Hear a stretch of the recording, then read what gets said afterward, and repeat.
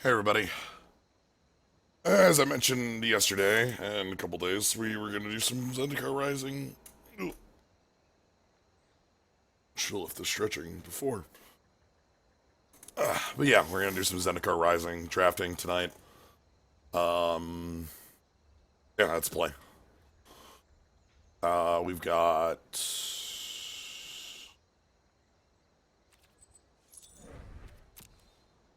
Cool. Yeah. Um, we did a couple last night that went... Eh, one went fine, one was a mess since turn zero. Yes.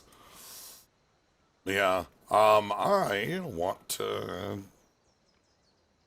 What do I want to do here? What am I looking for?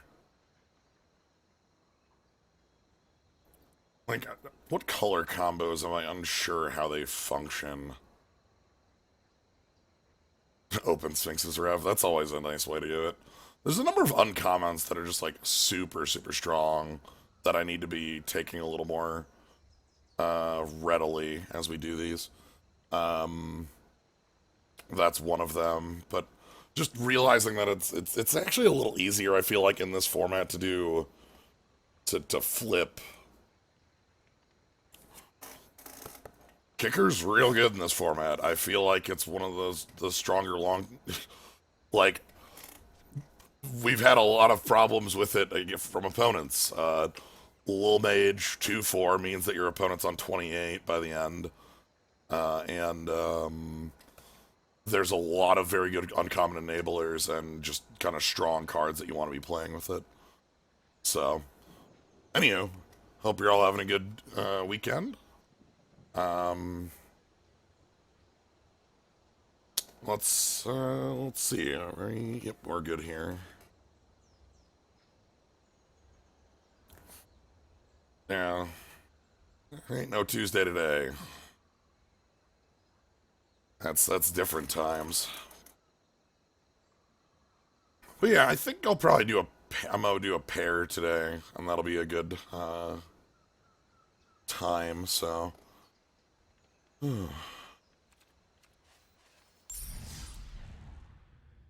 just gonna. Okay, sometimes opening the store makes my client just die horribly. Any of these actually does that every once in a while. Alright, so let's jump on in, see where draft one can go for us. Building up a nice set of these. I don't really use them, but I like the jumpstart lands most. Sometimes you get to do the genius thing and trade coins for gems for coins for gems for gems. Yo, I see a first pick here. Maul of the Skyclaves. This one's easy first pick material. +2/+2, flying, first strike. If you can throw this on, there's a couple creatures that it goes really good on curve. There's a cleric that has like vigilance and lifelink. If you can control another cleric for 2, that one's a super strong one to put it on curve. What was there's another one. The double striker's obvious. But there's one other that's like, you throw this on there and it's like, oh, frick. But yeah, this card's really sweet. The equip cost isn't super high for what you get. You're just effectively recasting it. Other cards in this pack I like Skyclave Geopede, as a first pick. No, there's not a lot of cards in here that have like super strong first pick energy. But yeah, the 3/1. Alright. Flock of Predation. Marasa Sproutling. Okay, I like the green in here. That's about all I like in here. Not impressed by any of the blue. The red isn't the aggressive style I want. The blade's like just not it. The Highborn Vampire is outclassed by a lot of things. Practice Tactics is the only white card. It's fine, but like, Maul's secretly very good, but not at the start. Well, especially like, you want to pick up 2 equipment right off the bat. I don't know how I feel about that. Marasa Sproutling is pretty real. What are we picking up in white? What does white kicker cards look like? It's actually not too great. It's probably still fine. But like what kicker cards in green white are you picking up?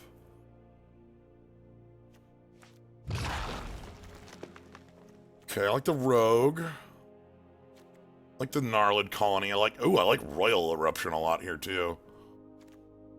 Respect them all. Royal Eruption also goes really well with Marasa Sproutling. This is like the best card you can pick up with it, is just like re-pick up a Volcanic Hammer and recast it a bunch. Fireblade. This thing's also really good with the Maul. I don't know if that tables, but if it does, that's gonna feel really good as a thing to throw it on. Like, that becomes a 3/3 hate, flying first strike, deal 3. I think I'm fine with this. I don't really care too much. Fastwood Surge hasn't impressed me. Gnarlid Colony's fine. There's no way we get that on the wheel. The rest of the pack isn't strong enough for that to not come back. Or for that to come back. Now here he's Binding. You're looking nice. White look... Can I get 3 colors to function, or am I just going to be dropping one of these two? Probably dropping one of these two. If I do that... So now here he's Binding is sweet. Let's get that out of the way. Feed the Swarm's also great. Sujiri Shelter's great. Fine with a Banneret in this deck. Fine with a Core Celebrant in this deck. Brute is like a bad Sproutling, but with a creature type. Molten Blast sucks real hard. Happy to have some removal to go with what we got going here. Spring Mantle Cleric. Thanks. Expedition. Fissure Wizard. I'm liking... We might want to be on this red... The red-white line. Sproutling's cool, but I like the aggression that we can get with, Why would you either feed the Swarm over than Ares Binding? That's weird. That doesn't make any sense. The off-color removal spell versus the on-color? That's I don't get it. Green's real good here. These 2s are fine. We probably want a lot of 2s. I feel like the Rakdos Boros line sounds good. Farsight Adept and a Akum Hellhound. Are we fast enough that we want the Hellhound? Probably. Hellhound like can wear the Maul and feel fine. No, thank you for the host. How'd the randomizer treat you? I saw you were doing the entrance one. Yeah, it was hellish. But I like it. Good. Like, is that literally every door, or is it like entry to... It's within pools. So like dungeons randomized to other dungeons. Okay. Grottos randomized to other grotto entrances. But like it's still like a lot to keep track of. Gotcha. Ooh, like a relic axe to go with this. Okay, so I kind of want to get a lot of warrior stuff going on here. I do like warriors. So we first picked Maul the Skyclave, and we kind of have this, like, Boros aggression going on. Yeah, just like cards. Yeah. Yeah, I'll accept them.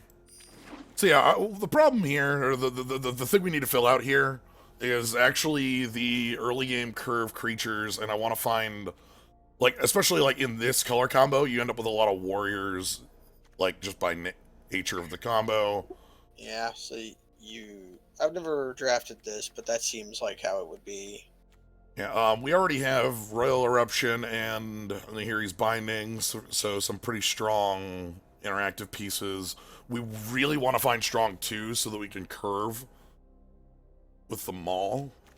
Yeah, or even like even more shitters on 1. Yeah, just anything. These are all cards I don't care about. I'm just going to grab off. I don't know why how the new Tormenting Voice works. It's just a dragon screaming at a guy. Ooh. How does that give you ideas? There we go. Core Celebrant coming back too feels nice to see. But Seagate Banneret is like, this is one of the 1-drops that works really well. So one of the things I'm kind of sad about is there were 2 copies of the 1-drop Goblin that like Yeah, the guy who has power, the guy who loves equipment. And Yeah. that sucks to see both gone, because that means there's somebody else at the table in this exact plan, right? Like there is another player somewhere who decided, you know what I want? I want to be an equipment liking Boros. Very likely. Because that card Well, kind of sucks shit in every other deck. but Like, the mall is still like powerful enough to force us to do this. okay, ooh. While we're on first pick, can I get the eyes? I already have them. Oh, okay. I didn't see it. I set them up a little while ago. You had eyes to no one, which is not the same as eyes to nowhere. It's something else. Yeah. So, squad commander, even if you only have like 1 or 2 party zone, this card is already like super strong. You don't really like. It's a gray ogre that makes a 1/1 at base. Yeah, or Not gray ogre, hill giant. Yeah, whatever. At base, and like our deck actually does have a couple. Like wizards. There's a couple wizards right now. We'll probably end up with like 1 or 2 others. I wouldn't hate that. The threaten, but I think the squad commander is powerful enough to take over it. Yeah. All right, we got the landfall team pump.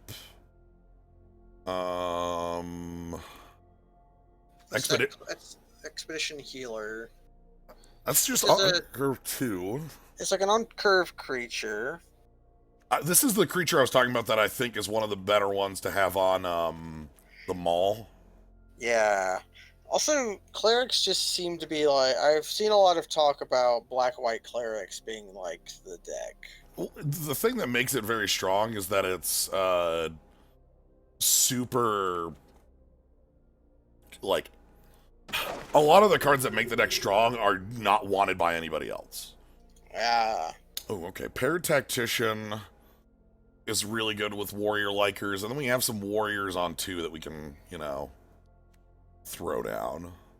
The bug catcher might not be for us. No, I mean, it's not unreasonable for us. We actually have a... Again, we're not really heavily leaned into the warriors. I know it itself is. So do we want the sellsword or do we want the warrior liker? We have a few we're going to get a fair amount of warriors, or we could just get a Blade of the First Pride is also pretty DC. Yeah. I'm gonna gonna go with the goblin. I'm gonna go with the goblin. Oh, I guess there's a second goblin. Hey, Roost. Another goblin.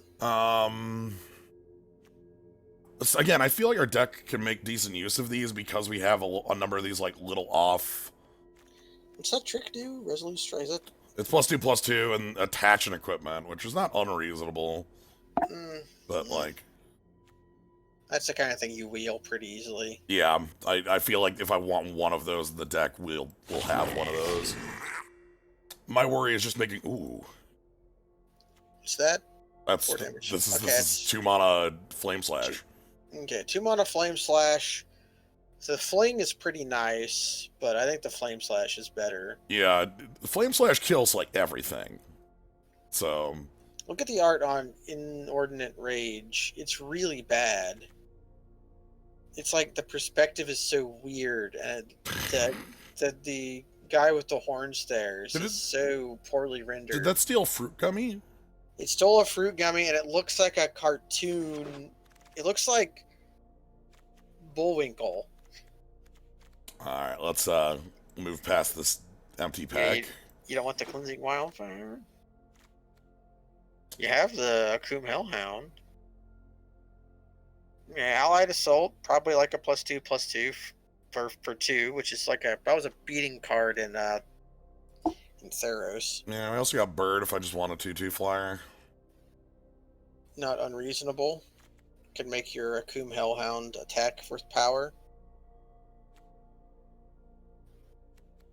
Let's try the Allied Assault. I haven't tried that trick. Spike Field Hazard, Expedition Healer.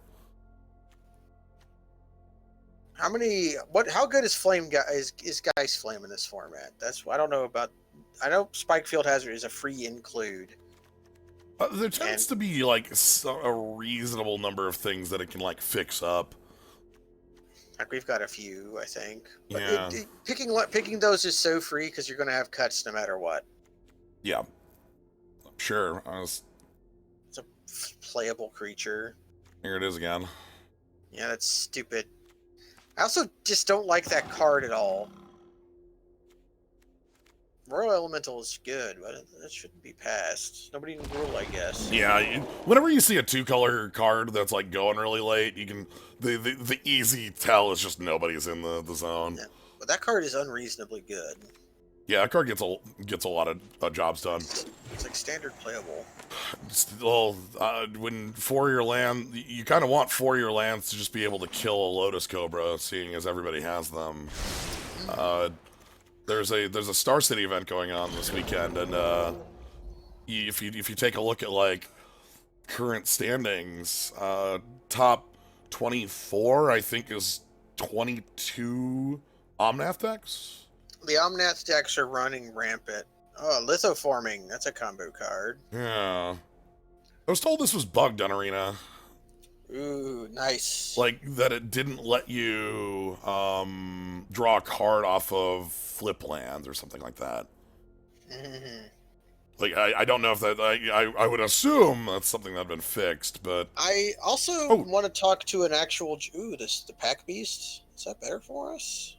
Kind of care more about having 2 drops on time than Canyon Jerboa.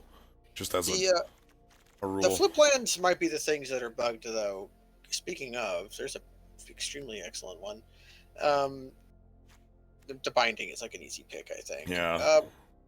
If you have a flip land and an Uro, you can only Uro in the face. Correct. Which is weird. Yes. Is that actually how it works? That is actually how it works. I don't understand why.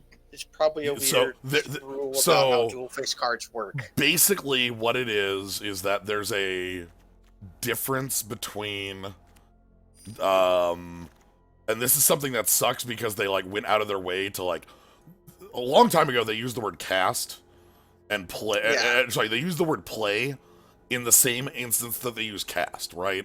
Whenever you play a spell, do a thing. And that got really confusing because play and put into play, like, you know, play cast and put a thing into play are 2 different actions in the game. So they came up with the word cast. So, however, lands didn't get this distinction. So lands have, you may put a land from your hand into play, or you may play an additional land. Those 2 are different rules texts that act completely differently. So like if you have Uro and it says put a land from your hand into play, you cannot put a land from your hand into play that is the backside of a thing. But if you have a Explore that says you may play an additional land, you're good. Like, it's kind of getting overloaded on these 3-mana pacifisms. Yeah, a little bit. What's that artifact thing? It's got Defender, so it's probably bad. You need to cast 7 for it to attack? What's that Farsighted Up thing do? Each player draws. I'm probably picking it because... No, it's not the worst. Oh, here we go. Well, you're excited for your pressure point? Your Shepherd of Heroes. Shepherd, or if I want this Goblin. Do we want a 5-drop? We have a lot. We have a fair number of 2s, but we could always do more. I'm gonna use a 5. Like, that's as the only 5. I'm fine with that. Fine. Nobody likes that McKindy Kabir Outrider. Probably because it looks not great. Okay. Seagate Banneret back on the second copy. Cheap creatures are good. The utility knife doesn't seem terrible either, though. No. Spark Mage. You know, that should do, like, 2 for us. Like, we should obviously just have a warrior around. We should have a warrior around, so it should be fine. The only thing we don't have is, like, rogues.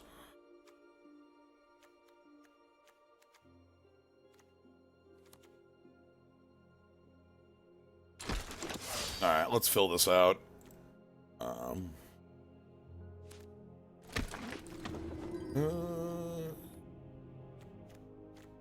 That tormenting voice makes no sense. Ah! How does that make you draw cards?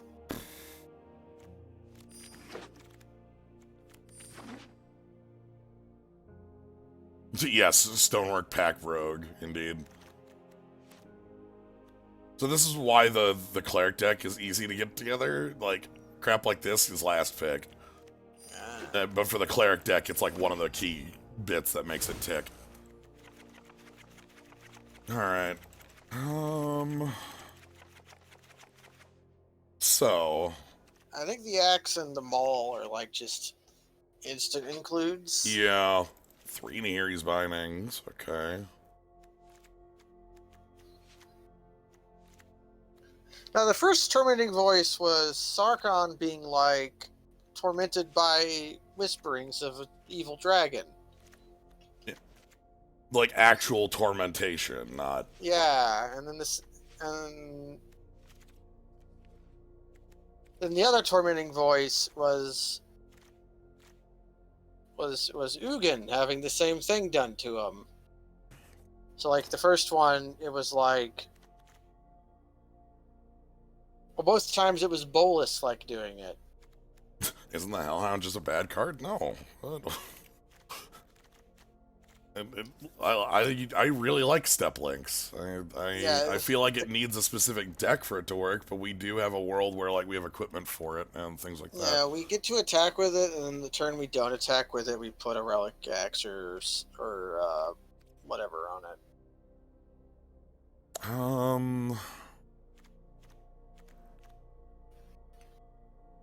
We could cut a land here. Well, I already did that. Oh, how many lands are we playing? This is 16 currently. I ain't playing 15. I'm looking for an actual cut. Cut a 4-drop then. Right, hold on, let me check creature count. Okay. How many? We could cut a Nahiri's Binding. It's like 3 mana pacifism is. I'm not excited about it. It's good, but we have other removal like Royal Eruption. We kind of want our creatures. Yeah. So like our non. Oh. That's what I'm looking for. Okay. Actually, Thundering Rebuke. That's 4 damage to. That's okay. There's that, and then there's the one that's like deal 4 damage to a creature that blocked this turn. Yes, that one is like this one here. I don't. Sizzling Barrage. I do not like that both of these are in the same set. Yeah. Because it's confusing.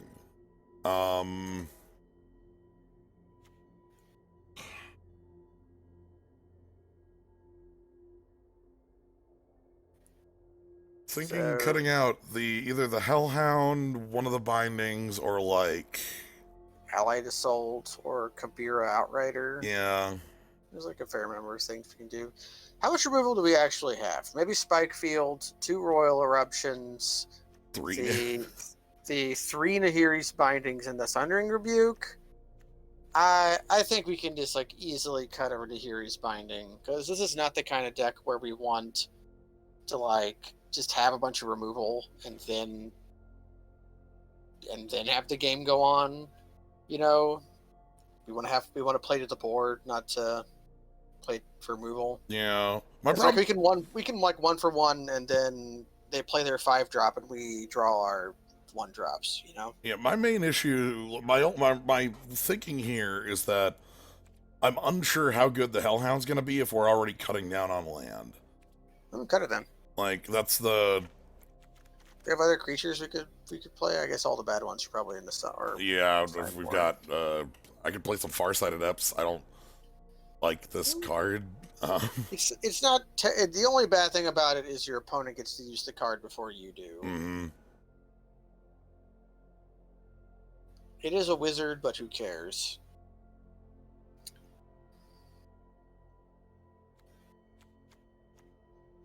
Yeah, like we might care about like again we have like couple wizards, couple clerics, 1 rogue. We like our bug catchers can attack for up to 4. We actually can full party. It's possible. Because of the pack beast. Yep. This robot is a rogue. You can see Oh, so okay, so on Magic Arena, when you play a card with party, there's a visual effect for it, Yes. and it shows like a four, like a little diamond, 4 points, um, and like great, it's like okay, here's the rogue, the warrior, the cleric, and such.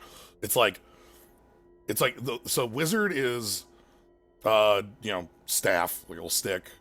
The warrior is like the rogue is like knife. The cleric is a tight knit catch pole. Mm. Like it just looks like the dang tight knit pole.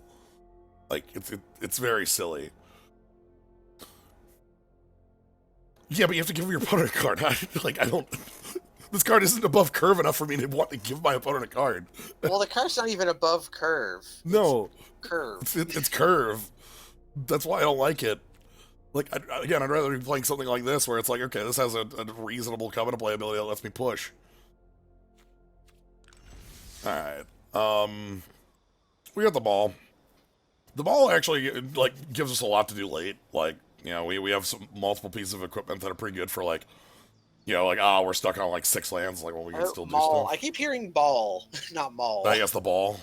The ball. I pass the ball around. Pass the ball around. You get +2/+2 flying at first strike. Speaking of balls, Tigers, Crabs tied up the series. Plays ball. It's 1-1 now.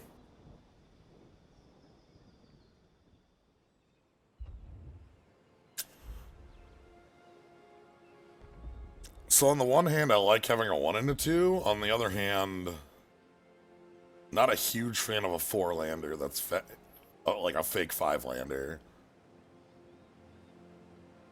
Is this borderline? I can imagine many worse 6s. Yeah. I can imagine better 6s. I think I would begrudgingly keep this and then lose to Flood. Let's do that. We just kind of have to hope that our opponent is playing despite Field Hazard, and then that'll make the hand a bit better. If we can get a kind of like a up curve 1-for-1 with that, that'd be nice.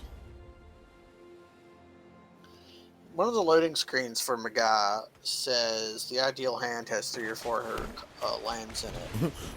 But if you have a hand with more than 5 or fewer than 2 lands, you should consider mulligan. Fewer than 2 is an odd way to put 1 or 0 lands. Yeah. This is an accurate way. Right, give me a target. Give us a piker. My actual want is for them to flash in like the 2/1 fly rogue on 3. Okay. Or a play. That's actually quite good. Because it's a big, stupid potato peeler axe. There's some weird looking weapons here on a. Yeah, Tarkir and Zendikar both have stupid weapons. I think they're holding either a Deliberate or an Into the Royal. They keep passing priority. Like, they clearly have an effect and nobody bluffs on. Oh, rad.com. An 05. What Ooh. does that thing do? It makes your things untap. Oh, if you kick the spell, it becomes a 5/5. Okay. Well. Now, up your nose. In we go. Maybe you'll block our 4/3.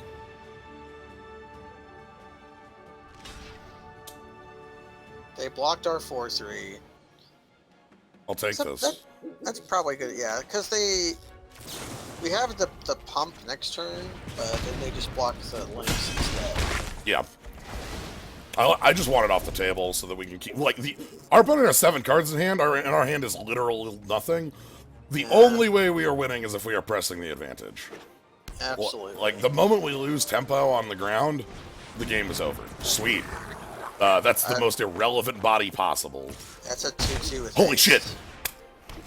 Oh, yeah. I've got team pump, my friend. We have 2 warriors. That's just a pill giant that makes a 1/1. That's probably good enough with our guy though. I think that's just the better play, and then we Next Pump turn. Next turn. Yeah. We can attack with these, by the way. They just can't block. Yep. Cannot block.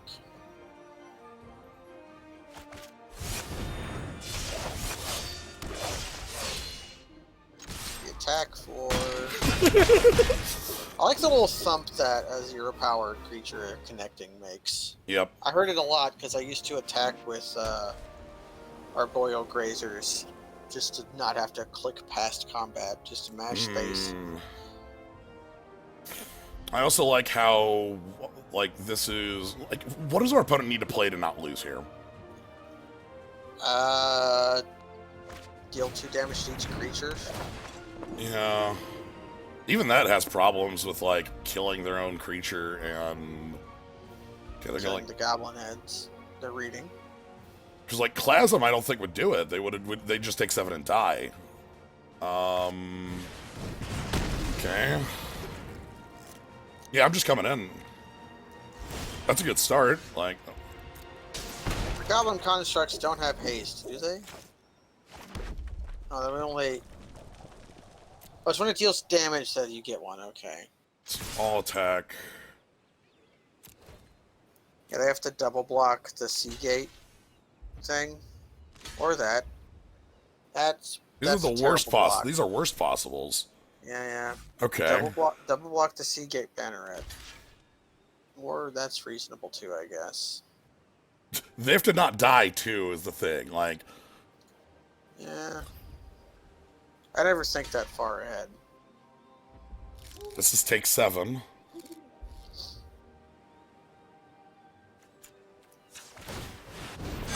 have elected the way of hate. So go to... I like that it tapped both of your planes when you have a mountain in hand. Right.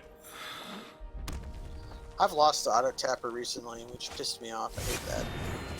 Ah! Well, that's probably not good enough. Unless they literally have a follow-up 1-drop, like, that's still game. Well, they did some damage with their goblin construct. Well, just Okay. Yep, there you go. Because they block our 3/3 and then take Okay. 5 die. So we had like the flood happening, but luckily like the 1, 2, 3 is just... Yeah, our opponent was threat light, was creature light. They weren't playing for the board. We were, so even the small amount of garbage we cast was well enough to beat the game. Also, our opponent giving us a free body. They did give us a body which did 2 damage to them, but it did 3 damage to us. So obviously they came out ahead. Look, when you cast Orcish Cannonade, you are losing. That's how it goes. Doc, thank you for the host. Welcome everybody. We got magic going on. We got a whole bunch of Wizard Poker Warriors. Come out to play. That's what our deck is. Yes. Name that your next stream, by the way. That's a free Zendikar draft stream name. Look, I thought Party Tent City was a free one, but you're not wrong. That's yo, Sandbook slam a damn and ding dong. Yo, how do you like 2 into 3 with like removal backup? Yeah, the only question is, do you lead on the spike field hazard or not? I don't think so. Yeah, let's just jam it. Because like the reason why is that like I'm only looking for 1 more land possible to get things moving, and if it were, yeah, okay, that's the other thing. If it were like actually like fixing, maybe, because we can't cast that. All right, they're holding some sort of thing. I'm gonna go ahead and go for this. Yeah, kill our creature. This is what, Subtle Strike? Subtle Strike's their best play here. Wasn't it? Well, in you go. Who gave... No, give that back. Who gave your dog a mace? Oh, no. Come back here. What do you have? Bark, bark. Bark, bark, bark. So, okay, sure. Some junk on the ground. Perfect. Our guy only does 2. You probably just like play the banneret. Their creature is probably good enough to to 3 mana. Yeah, I'm just gonna play the Banneret and pass, and then we can play this for 3 next turn. Yeah. I also want more bodies on the ground in case they do knock out the... Sure. What a weird... That's the weirdest card I've ever seen. The Hyper Explorer? The card, though, it's an Explorer that you have to have a creature to play, or is it put a 1/1 counter on up to? Up to. It's so dumb. It gets countered spell. None of the things in it are connected together. You draw the card before you... it's dumb. Anyways, let's kill their... We can't kill their stupid creature. Well, you can kill their creature, because you can Spike Field Hazard it. That's probably fine. And then, like, we just hear he's binding their next play. And just make sure that Auto Tapper doesn't tap all of your mountains. Hold on, let's... Yeah, they could kill one of our guys in response. Yeah, so let's get them in combat first. That way, if they kill one of our guys in response, like... Alright, so Thundery Spark Mage. They shouldn't kill this because there's no reason it doesn't do enough damage.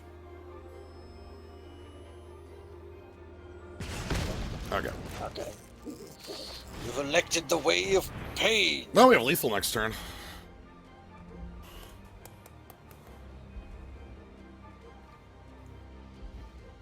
I love saying that. I also love the video that somebody made 10 years ago of the scene where it happens right before you've elected the way of pain, where Gandalf is trying to get out of Saruman's chamber, and Saruman keeps magically closing the doors. And they edit it to just last for several minutes of Gandalf walking back and forth. It's... So our opponent played a 6 mana target for pacifism. Yes. It does still do its thing where it's a veteran adventurer. Yes. Their current issue is that every single creature we have is lethal. Yeah. One thing I don't like about veteran adventurer is it has nothing to do with veteran explorer, which is nearly the same. Why didn't they reprint that? Veteran Explorer, yeah, like, look, we have ramp problems in Standard. Let's just print, like... Well, no, that would be bad because your opponent also gets to use the ramp cards. So in the mirror, it's terrible. Except for that you're the one who get, like, you get the immediate Lotus Cobra mana, and then, like... Okay, Lotus Cobra means it's not okay. Right, like, you just immediately go to hell, right? Like... Oh, God. Seriously, I've been playing the Omnath deck, and it's dumb as hell. This hand sucks.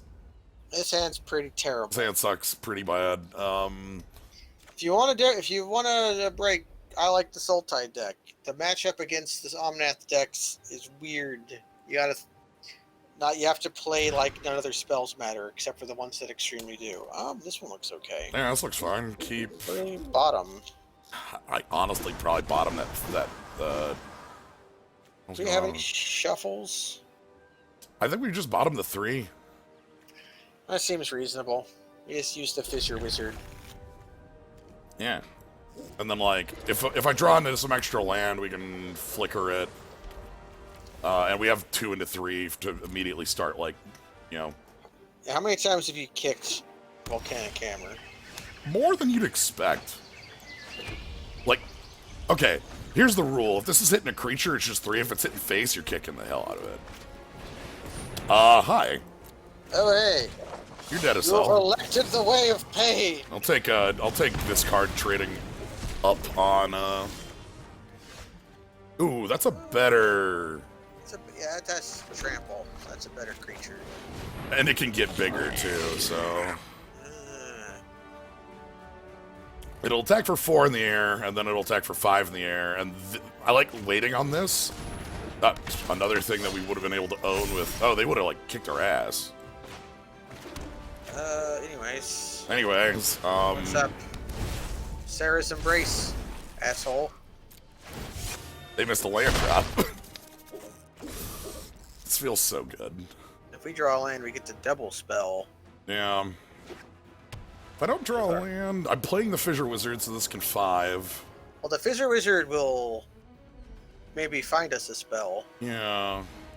Although, what do we discard? Maybe we'll see what we draw. But of these two, would you rather discard the Lynx or the Royal Eruption? I don't think our I'd discard the creatures- Royal Eruption at this stage. The creature's just kind of a... Thank you.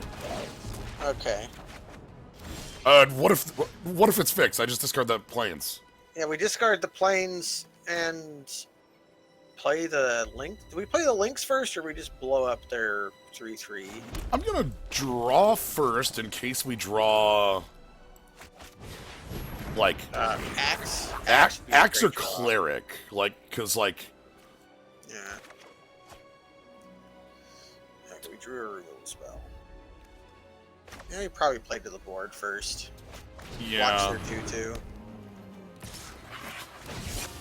The thing that's nice here is that having all these bodies and 4 mana means now, like, if they do, like, removal this, it doesn't matter. You know, we just kind of move over to Mesa Lynx and... We're at the point where there's only one dead draw on the deck, which I like a lot. Yeah. The Angel is the dead draw. Everything else is live. So, Royal Eruption is one of the cards I've had the most success by miles with in this format. Which is so weird. Volcanic Hammer is like... That makes me sad because it means they're never going to give us, like, an Incinerate ever again. The thing that makes this so powerful to me is that, like, I've had decks where it's like I have 3 of these and 3 ways to recur it. And, like, at that point, you're just going, like, oh my god, they're dead on the spot. Behold the Gnarlid! This is the other reason I love Royal Eruption. Nobody... Oh, they've got a... Piss. Fine. Do you equip or do you shame kill their creatures? Well, it wouldn't be shame. What's the Gnarlid actually do? It's a 2/2 that hands off trample to +1/+1 countered creatures. Alright.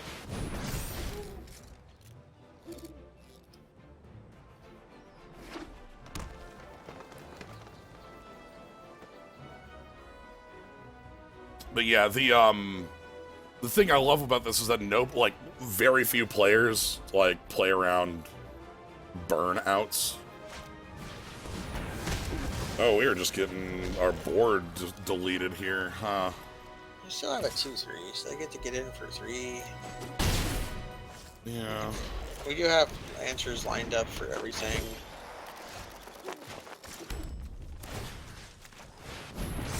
I'm gonna go ahead and just get on in. I'm relying on the ability to, like, burn them out to finish this game.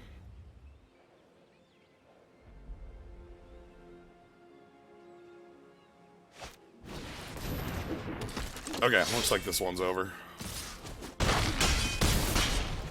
Oof.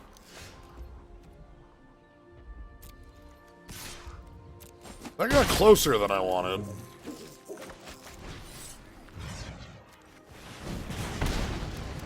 But yeah, the Boros beatdown plan this has been a pretty successful plan I've done both on and off stream. I've had a lot of success with just beating people up with on-curve creatures. It turns out that you don't really need hyper synergies for that to still be functional, you know? But yeah, the main reason I like Royal Eruption is that it's also Lava Axe. I was going to say a ton of words about it, but that really sums it up. That's not where... Oh god, please, no. No, I don't... Okay.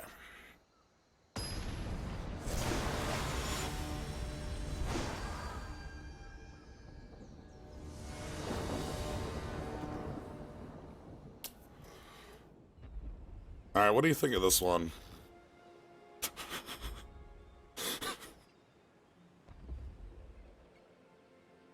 Oh, did you take off? You might have taken off for a moment.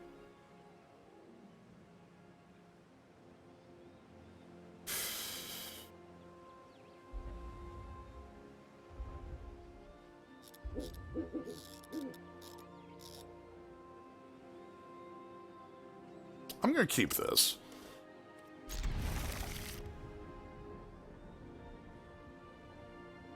This hand whips if we draw a 2-drop right now.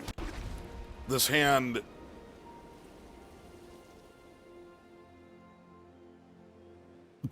is fine if we don't.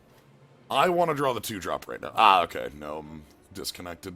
That would explain. He'll be back. I hope. Hopefully the truck isn't back for revenge or anything like that.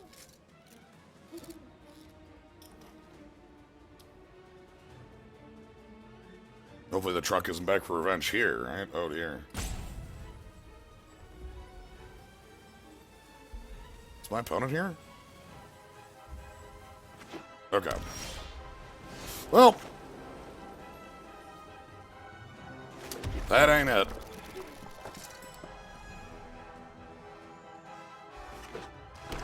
Cleric zone. Oh shit. Oh no. Oh fuck. Oh, I don't want any of it. Super not ready for cleric zone. So this is going to depend on how our removal matches up with their biggest plays. Nahiri's Binding sucks real bad against a lot of their best threats. The fact that they played the Sajiri Glacier there is nice. Let's go ahead and get the Thundering Spark Mage and get a kill. The squad commander can make up some of that difference, but not, like, a lot of it.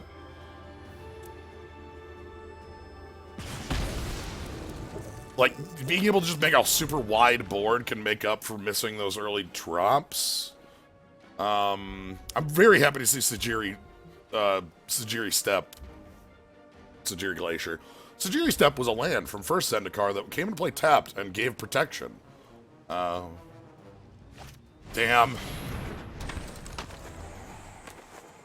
Understandable. I am here. Ah, hello. Just in case. Yes, Storm God. Okay, so... Well. Howdy, Doc. How you doing? We got Boros.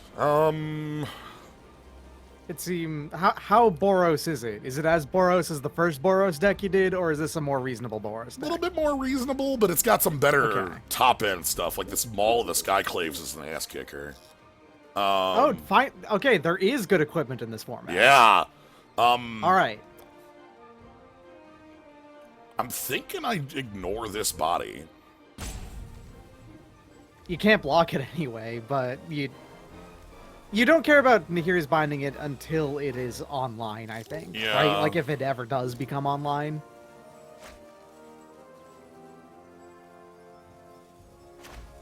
I'm gonna go ahead and get the party going here. This is yeah. Yeah. Squad Commander, that's a that's a lot of body on a card. Yes, this is 4 mana, and that's like almost. That's like, you know, Cloud Goat was 3 for 3 tokens for 5.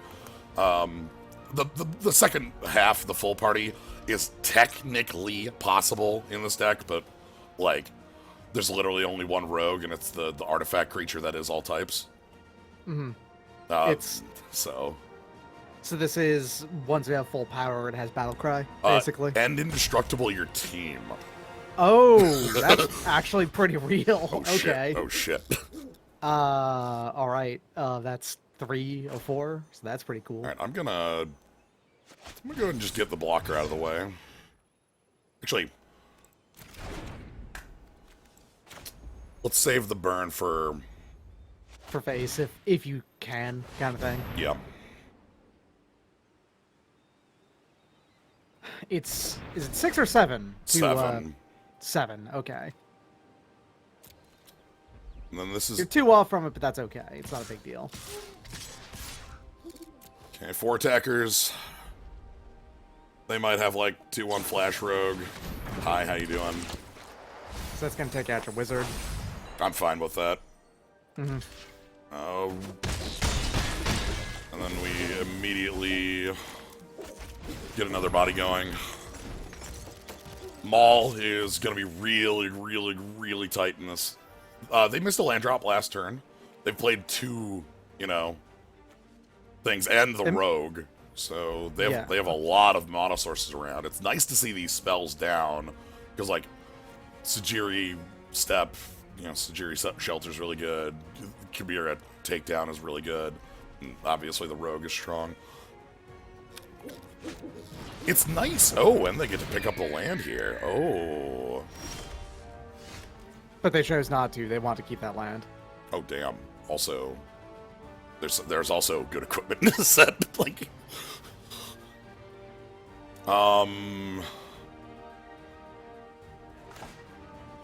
let's get aggressive, I guess. Do I just want to kill that? If you put both of these onto...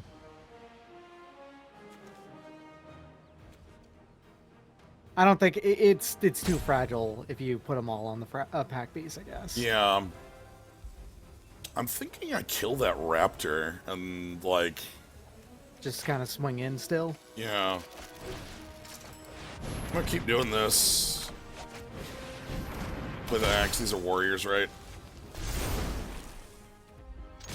Yeah, the idea here is that having this royal eruption instead of the Nahiris is, like, useful for, they play a blocker here, we attack for 6, and then they're like, oh, I saved myself, and then, they die. They're dead unless they play a flying blocker and also destroy everything, I think.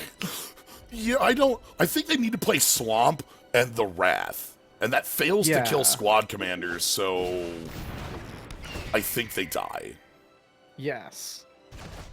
Because Maul and Eruption together are just dead on board. Oh, well, here's Flame Slash, so let's, Oh, nice. Good to see Flame Slash. Yeah, we have removal for days in this deck. Isn't the new Drana also a 4/4, so there is in fact still the ability to kill Drana with Flame Slash in this set then? I've never seen the new Drana. Drana has this thing where the first Drana was the most unbeatable card that has ever been printed in Limited. Like, yes, one of them. Pack Rat also fills that role. Like, so I think there is contention. There used to not be. But Drana, here's Drana, the last Blood Chief. Same stat line as oldest Drana, the 5 cost 4/4 still a flyer. 5-mana 4/4 flyer. Yep, but on attack, your opponent picks the worst creature in your grave and you get it back. At a +1/+1 counter vampire. Yeah, so, like, it's pretty good. Like, she's a good card still. Yeah, still an ass kicking. Drana is consistently been a very powerful card in every time she's been printed. So is the long and short of it. The other Drana, if I go ahead and select Historic, I think I can show you. Yeah, it's Drana, Liberator of Malakir. This was from Battle. Yep. This was also you auto won a game of Limited if this didn't die, because... Yeah, she's an ass kicking and a half. It's a ton of damage. So, like, she attacks, she flies in, at that mana cost, nothing beats that in combat, and then, like... The Prisoner beat my Rex Sur deck once in the cube we did at MagFest. With this Drana. Yeah. Yeah, which... But yeah, that one, again, it's a couple other things. It's team, and because it's first strike, the counters you throw on the team immediately go. Yep. So it changes the math for the actual blocking entirely if you do not take that into account, which will kick your ass. Mm-hmm. Oh my god, we're already at 4 wins? Holy shit. Nice. We're already at higher wins than last night combined. Hell yeah.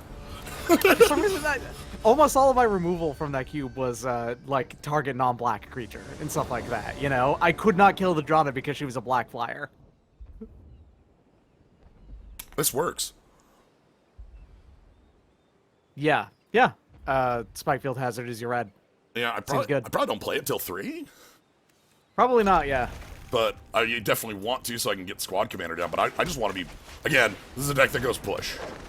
Yeah, at least if they get Watch had removal, I can hit that Drana. Yeah, that was the other thing about, like, the Drana in Rise. You know, Flame Slash killed Drana. The only removal was Drana. Was Flame Slash. That was it. The only one that worked. Nothing else worked. Nothing else did it. The Doomblade equivalent in there was a non-black kill spell, if I remember right. Yeah, and then Vendetta. Actually, Vendetta and I think Corpse Hatch also both had that text. non-black claws on it. Yeah, Yeah, I think probably. Corpse Hatch had that. The flying hate card was deal 3 damage to a flyer. Yep. The pacifism removal was I'm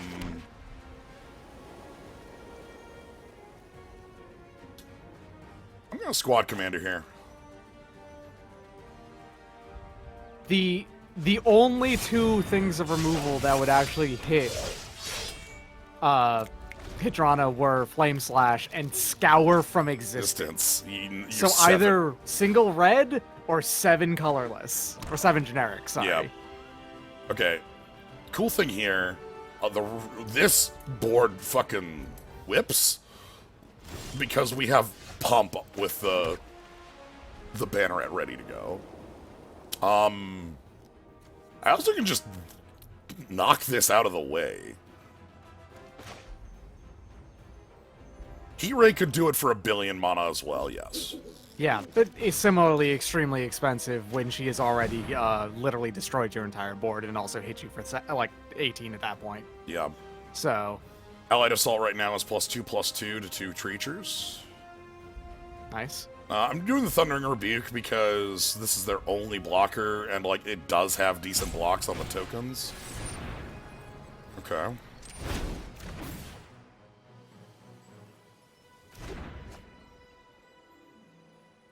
That shuts off my attack this turn.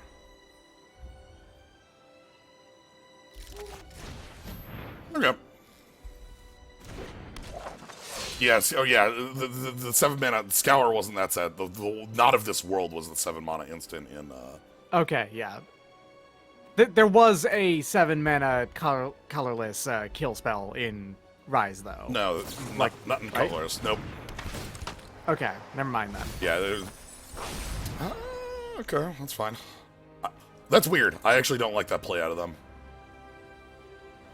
I don't think that's correct. This card's way more valuable, at this exact moment, doing some, like, interrupting in combat, flashing in. Gains Death Touch.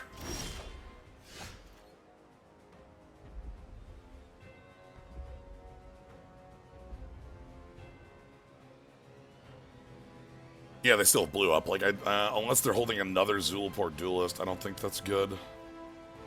Alright, let's go... Let's get in and see if we can't Wrath their board.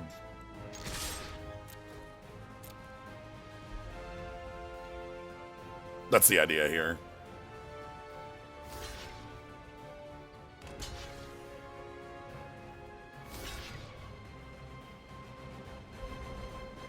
Okay.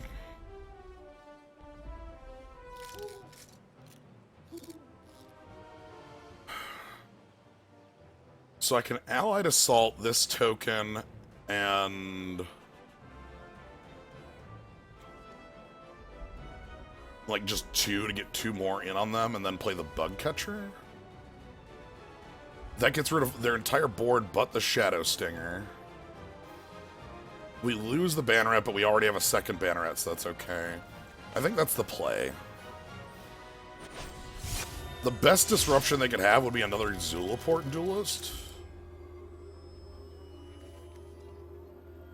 And it's not enough to get this to kill the Shadow Stinger, so...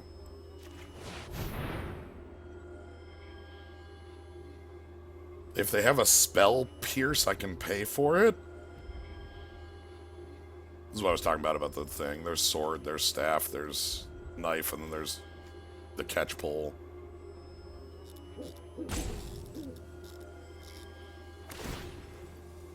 Okay, there's the Death Touch.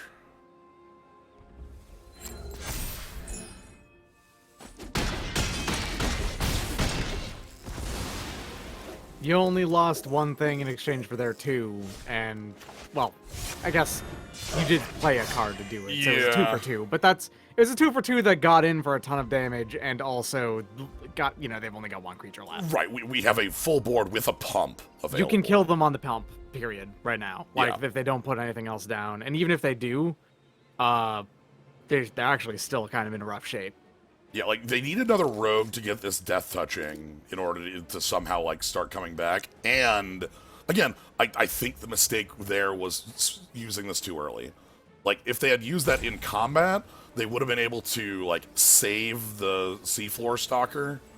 And also would have been able to tap it for the Stinger here. Yeah. Right, and they'd have another body here. I don't think that was a play they needed to make a turn early. This card, by the way, a lot of text. Like that's a lot of effect for a 1-drop. All right, looks like they're contemplating death.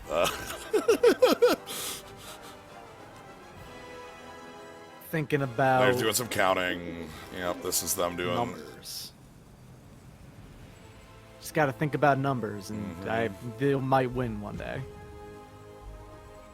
Thinking about numbers is it's like 90% of playing Magic, I guess. Magic's basically about having good berserker thoughts. Yeah. I think they're still dead. Yeah, they're still dead unless they have another flash blocker. They'll go to 1 and lose their board. Right, yes. Yeah, they'll go to 1 and lose their board.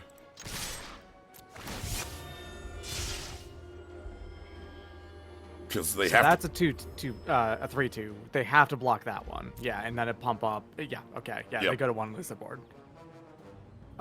If they do have another flash blocker, it still doesn't really save them. Yeah, it just delays even a little bit more. They still go down to 3, you know? The thing it helps for them is it gives them the tap on the Shadow Stinger. Yes. Which doesn't save the Shadow Stinger, though. It's still a 1-for-1 on that, you know? Unless they choose not to block the Bug Catcher. I guess. Which, you know what? Since they have the profitable block with these... No, they don't with the Sky Dancer. No, they don't. It's still... Yeah. Yeah. They have to block the Bug Catcher with the Shadow Stinger, or... How are they... They want to get rid of the Banneret, I guess, which... This is a it's block. a little too late. Yeah, it's not a good block. This still. puts them at That kills 1? you. No, Yeah. so 3, 7, 3, 5, 9. They go to 1? And in exchange, they keep the Shadow Stinger again, but... That's it.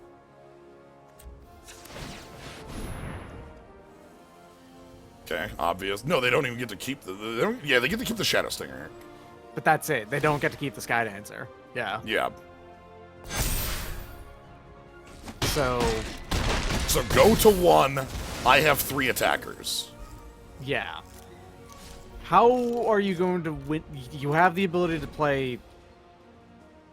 If they play 2 more rogues on this turn, you still have a lot of draws that kill them. Right, we milled one of our royal eruptions. Our spike field is obviously down here. Do you have any birds? No birds. Okay. If we had a bird, that would just be an auto win as well. We have the Sky Maul, which would just be fly a creature and win. Even the axe would be enough to win because this would trample for victory. We've got the Sky Maul. I Yep. rated Bug Catcher over here, 4 out of 5. Decent attacker. Does not really have the toughness to back it up a lot of the time. Good old Sky Maul. Mm-hmm.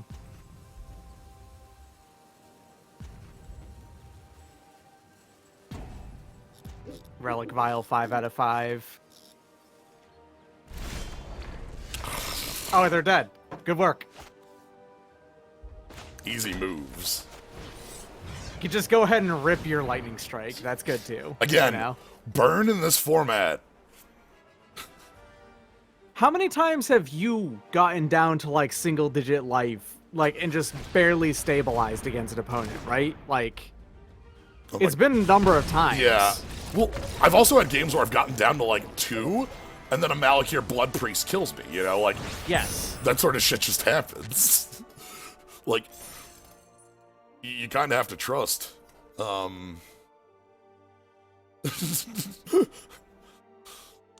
Terra free, you know? With that Sky Mall. It's like duty free. Sorry, what? We draw a card in this card. Was this from the new Theros? This Did I must have been just- from New Theros. So, Eh. one of the weirdest things in New Theros that I just didn't like was all of the constellation cards were non-enchantments. Yeah, that's weird. Why would you do that? Why would you not want them to work with each other? Which means right? that, like, if your deck is full of constellation cards, it sucks. Like, Yeah. You got no way to turn on what you're actually... If you have a lot of constellation cards, that means you don't have any way to trigger constellation. like, I understand the idea of, like, making there be a little bit of a balance to it. But, like, I just, you know, after, you know, Journey into Nyx, and it's like, no, a constellation is just not enchantment creatures. It's very weak. Like, I didn't notice it for some time. I do not remember Constellation being particularly powerful either. Like, there's only so many enchantments outside of the enchantment creatures you'd be playing regardless. Oh, you like This a is pretty good. curve? Yeah. This is sweet because this gets to be on for 3. Yeah. Now we're talking. And, okay, this gets to be on for 3, and if we draw a wizard, it's full on. It's power. Yeah, gotcha. It's a combat trigger, okay. That's another cleric. Okay. Okay. But that's going to be on. That's going to have lifelink because you've got the Angel Heart Protector. Yes. Oh, and also the Pack Beast. You have a number of reasons for why it's on. Here's this hell, dude. Menace lifelink Piker with a kick. If he was kicked, return to... Oh, wow. There's a lot of graveyard stuff in this format. That's weird. So I'm going with the Pack Beast because I want a 2, 3, 4. That's 4 graveyard put onto the battlefield cards in this format I can think of off the top of my head. And there's at least 2 more put them from the grave into your hand. Yeah, this card's just incredibly strong, too. Like, Yeah. you know, Menace Lifelink Piker is sweet to be, and then that kicker is like, holy shit. Alright, Mind Drain. Thinking healer in a land. Probably Healer Land, yeah. Everything else I like in your hand, so... Okay. Cool. Only lost the healer, you're good.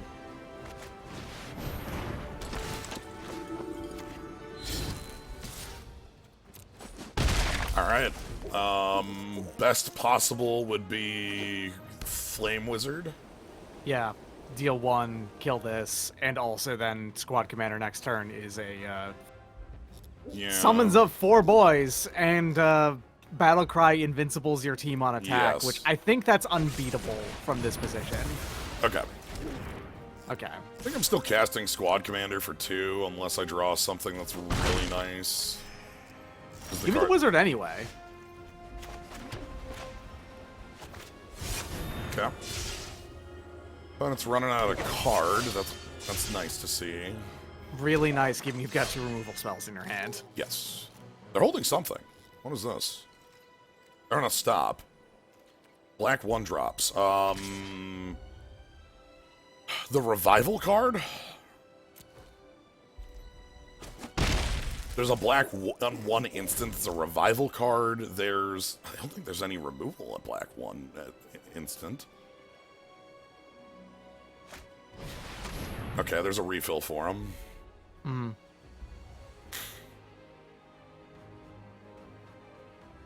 So, Easiest block in the world if they attack in, by the way. yeah.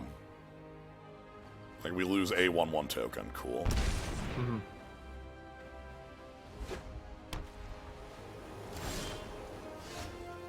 Seagate Banneret's actually kind of nice for the long game here.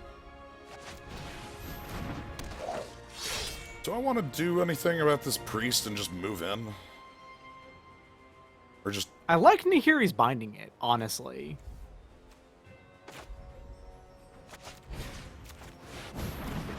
I'm gonna treat this as though we're winning in 3 turns. Yeah. Specifically the binding over the eruption for, again, face hitting reasons. Yeah. Okay. It's a little annoying. That's hard to attack through. No rogues. I want to draw a 5th land here. 5th land would make all of your attacks good, yeah. Except for Celebrant Pot. Or Just hit them with a 5/5 flyer in the air.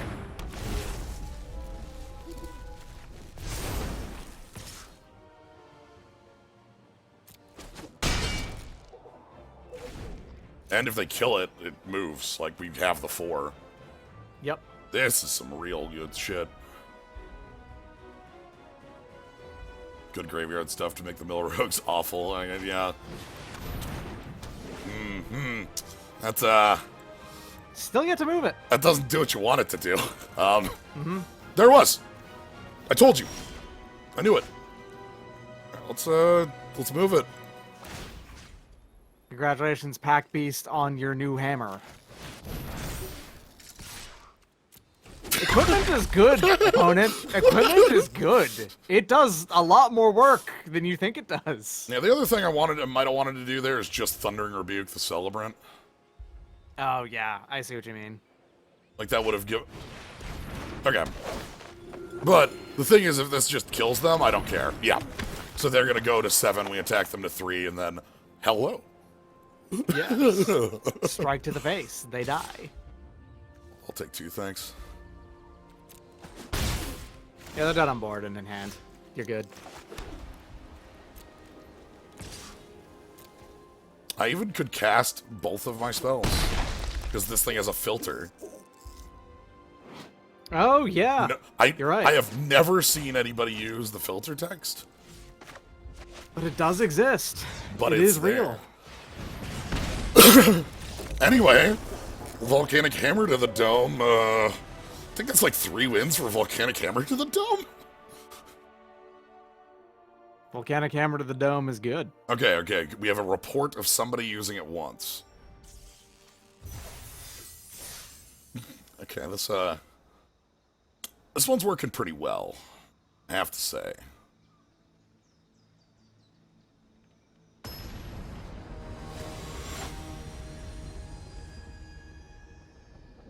Alright. Boros Maker. They make a whole bunch of Borjas, huh? That's... What the fuck am I looking at? You got a 1-drop, and then you can really fail to bind anything. Ooh. You draw that white, this thing is, Listen, Seagate Banneret is extremely the beatdown, right? Like, it's got 1 power. Squires can kill your opponent eventually.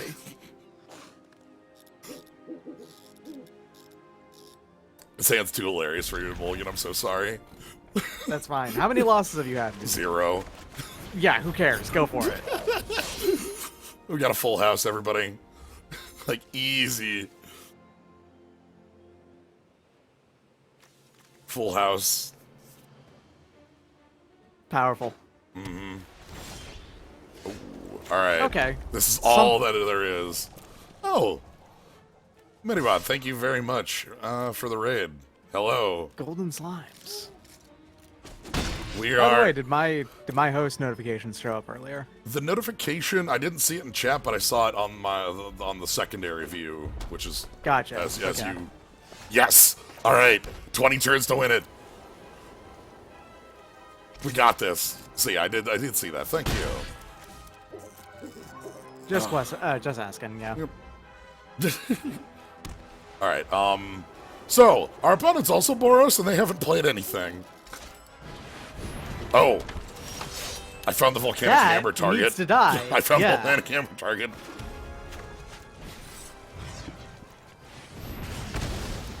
And here comes the second Squire. Let's go. Alright. Here's our new full house. Bannerets and bindings. I feel like the worst part about the bindings here is that the Warriors Likers deck mainly counts Warriors. Mm-hmm. So them not being on the battlefield still actually is kind of a problem. Mm-hmm. Like that. That too, yeah. That still has text. Well, it's still 20 turns to win it.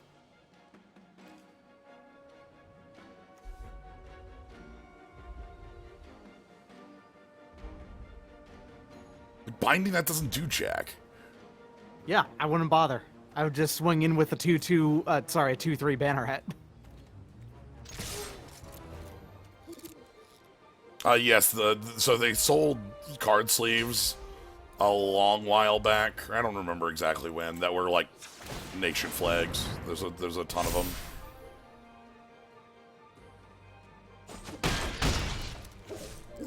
Right, once we get to 10 lands.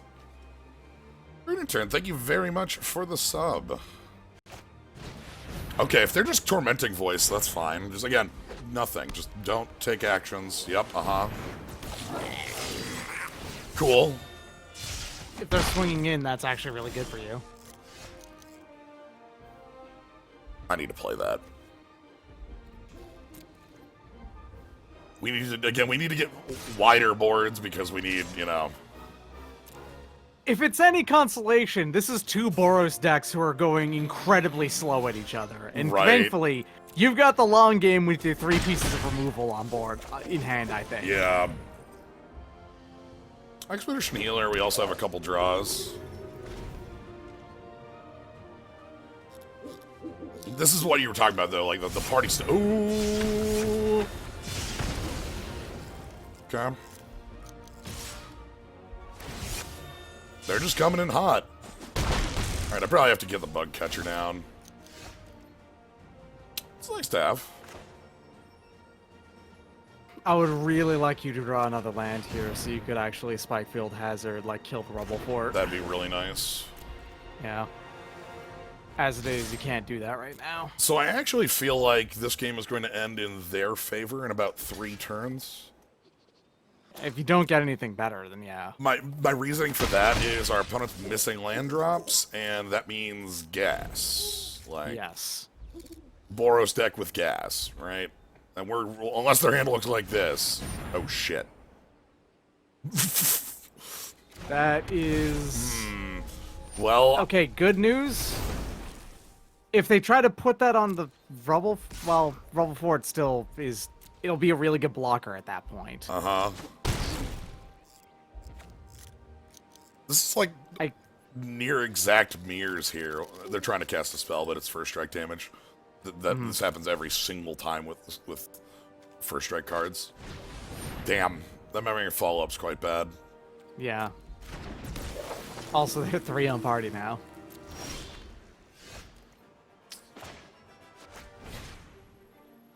Force you to move it. Let's get our own party started. Pass it. I still kind of feel bad about having... Game just will not, well, deck will not give you relevant cards, really, right now.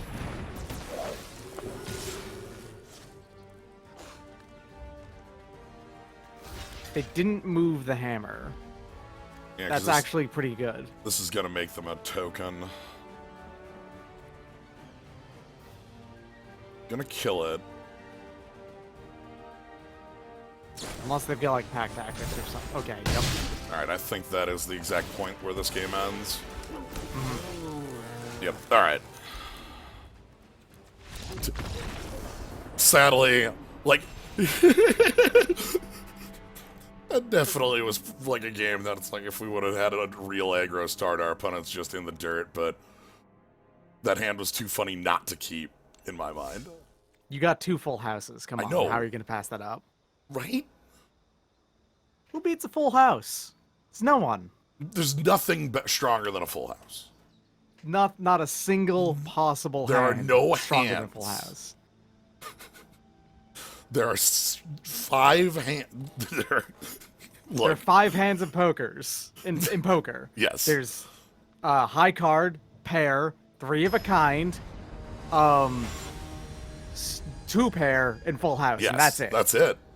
Yeah. Each one kind of builds on the other. It's, you know. Exactly. It's an elegant game for a war. for a more, what do you call it, civilized time. Mm-hmm. I'm gonna keep this because I like on curve with removal.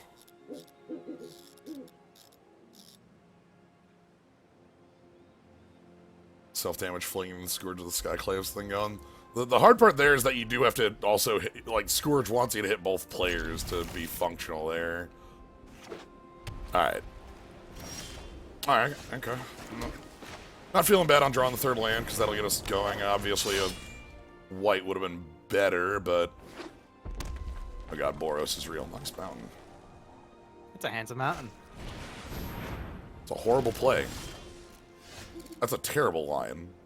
That's a really good draw, actually. Turning this into a 3/3 is pretty good. Yeah, that's better than the Lynx.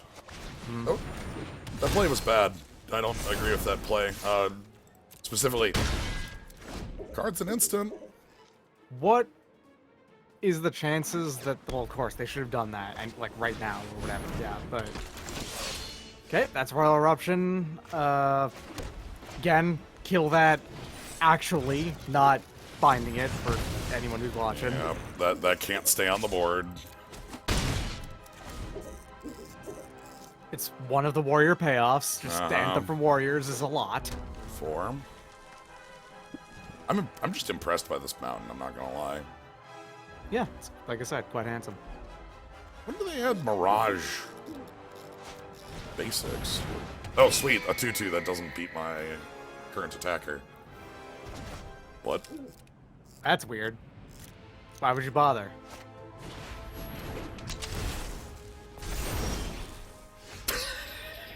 Two that does not beat... Sorry, 3/3 that does not beat your current attacker. Let's go. Yeah.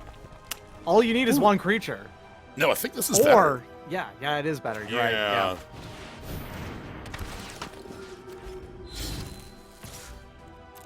Because that's indestructible. Then next turn we can have 2 real attackers. They can't block this in any meaningful way. Yeah. I like it. Also, if they get aggressive with this raptor, sweet. You know? A+. Would love it.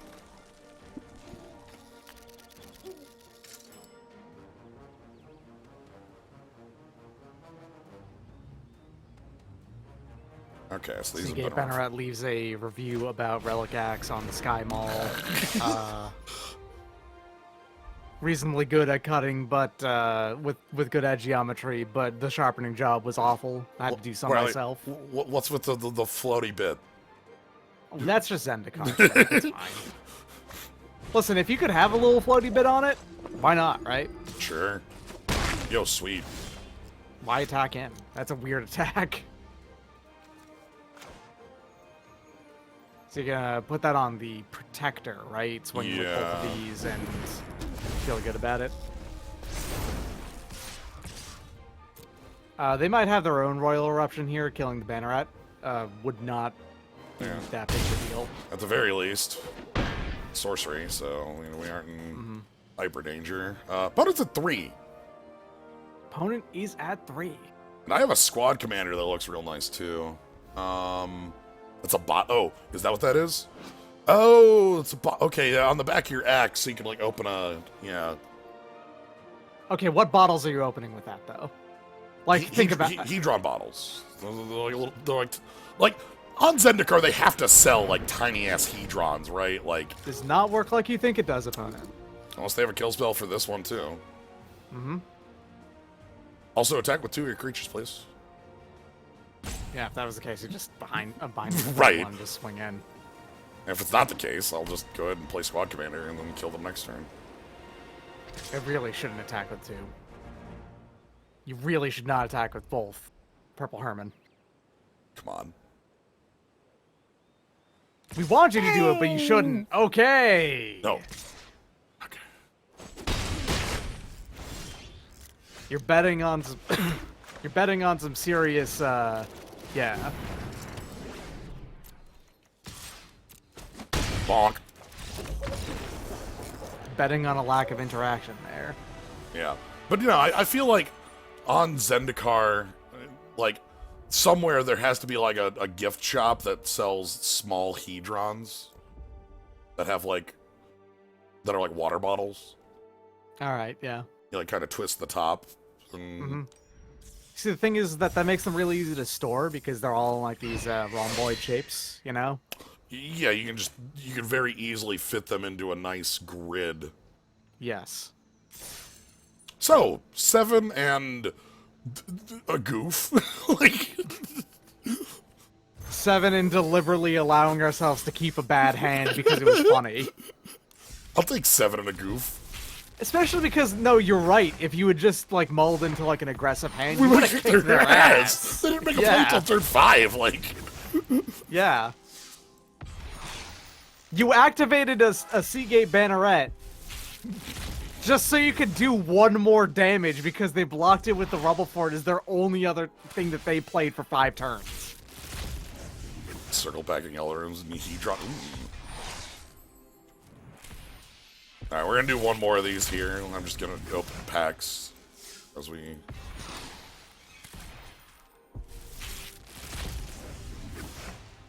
Yeah, this war leader is just. It's an uncommon. It's not unreasonable to get multiples of these, which is Yeah. huge. This one's neat. Put any number of cards from your hand on bottom of your library, then draw the many cards +1. Oh, yeah. Yeah. Yeah. It's pretty good. I like this one a lot. In this, like, from memory, I think this is in Charbelcher decks now. That would make sense. Like the like modern Charbelcher decks get to play 16 lands now, like, which gives them a backup plan if things fail. I've been sad about Winds of Change, but I'm not sad about Winds of Change that is card neutral. You know, Winds of Change on an empty hand looks like garbage, but, you know. Alright, round 2.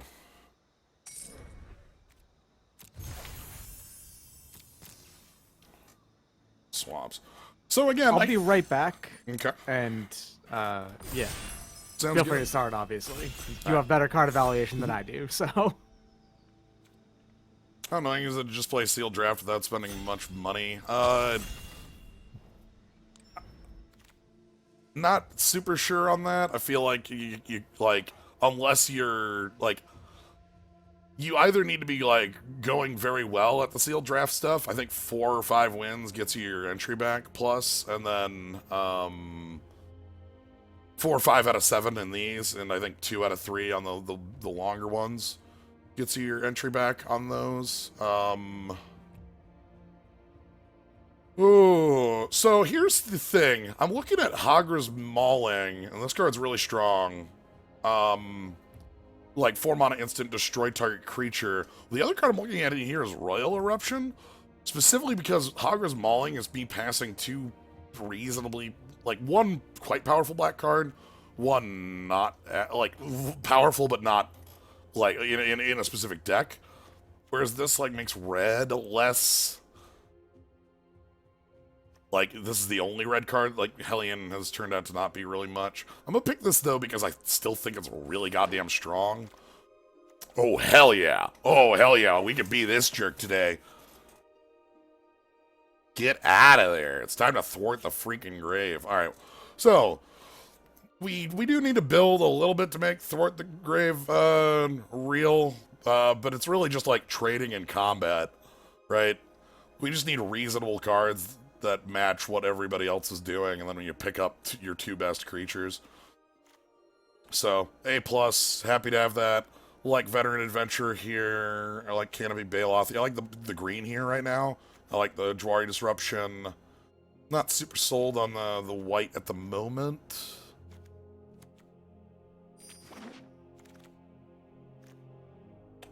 Oh, it's like the on-color duel.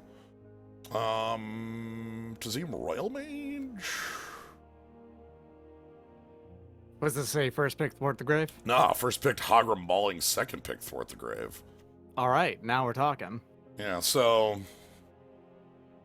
Not sure what I want here. Tazim Royal Mage is a fine thing. Rolling Regrowth is a fine thing. Even the land is fine. I like the land keeping white open, really, because I really like how black and white play together. Yeah, I'm just not, like...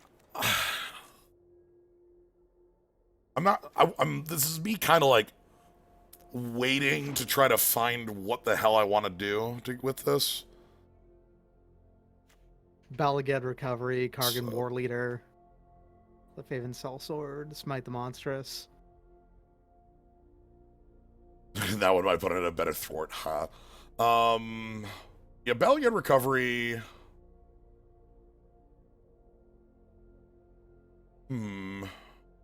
No cleric stuff going on in here. The War Leader is one of those things where, like, if this were cons, it would be really good, but there's actually not a ton of warriors in black. Even though, you know, that was the spot. Black has the 4/3 Vampire Warrior, and that's, like, the best you got. Okay, I'm liking some of this green. What's the Hager Constructor doing? Enters the battlefield with a +1/+1 counter on it. Each creature you control with a +1/+1 counter on has menace. Gotcha. Yeah, it's reasonable. It's okay, yeah. It's a 3-mana 2/2 with menace is what it is on its face. Skyclave Pickaxe is a adventuring gear that's auto-attached but more expensive to reattach. Canopy Baloth is a Baloth. I like the Blight Blade as well. Cheap trades, but this thing's big. And I kind of want to get... I like green here so far.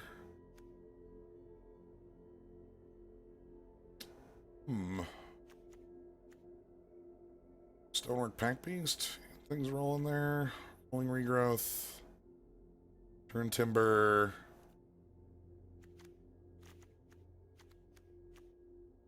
This curve's a little high.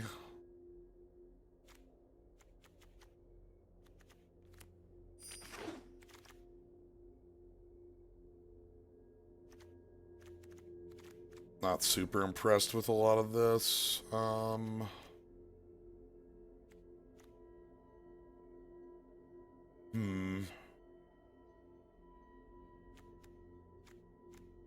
Zendikar's really fine. My problem is I think the curve's too high right now. I'm gonna grab that to try to get the color. Oh, god damn it.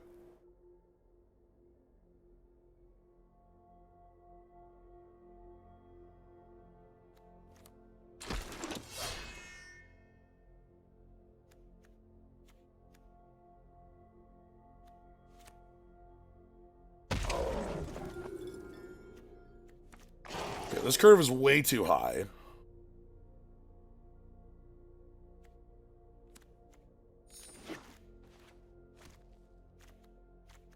Also, the black is non-existent. Black just dried right up. Okay, we need to fix the curve. We need to fix maybe the color. If we're going to get black cards, it's... Really?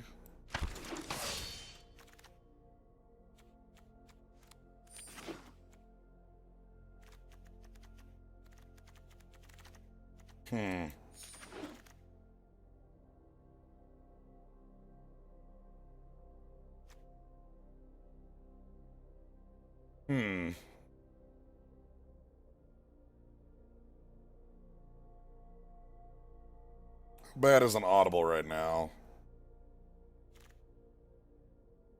The Kicker Haver. This card's real good for the Kicker deck. Loot on kick. So, I've got 2 of these in my sideboard right now. That is a lot. I'm kind of... I'm thinking about just shifting pretty heavily here.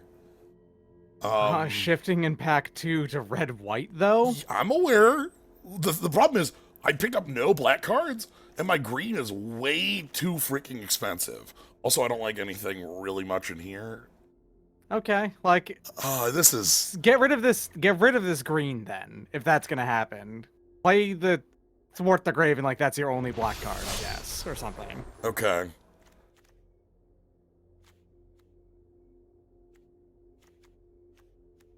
Yeah, I'm just gonna push this.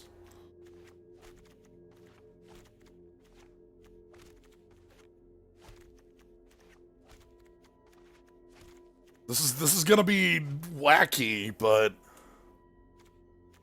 If it pays off, it pays off, but it's gonna be hard for it to pay off. yeah, no, I feel you. Okay, okay. This looks nice, especially like, you know, we can already pump that. All right, let's...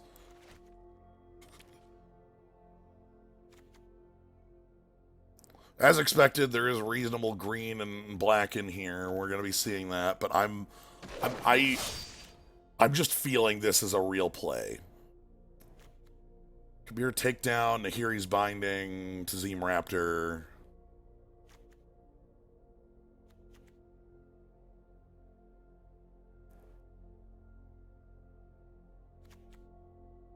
How do you feel about these two beside each other? Takedown versus binding. I prefer the takedown, if only because the binding's double white. Yeah, okay. I like it also as the, like, you know, we're able to hide it there. Joint Protector. Outrider is a warrior. Just keep on keeping on. Mm-hmm.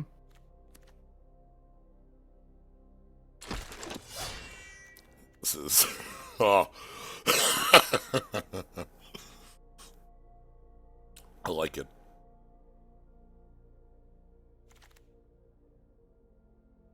Okay, I guess we need a binding here. Mm-hmm. Nice halfway through pack 2, having 11 cards in your main deck. Pack 3 has to be incredibly kind to us, because, like, one of these is a land and two of these are off-color. Scavenge Blade was a reasonable pickup there, too, with the Core Blade Master. The equipment I want in this deck, by the way, is the Sail.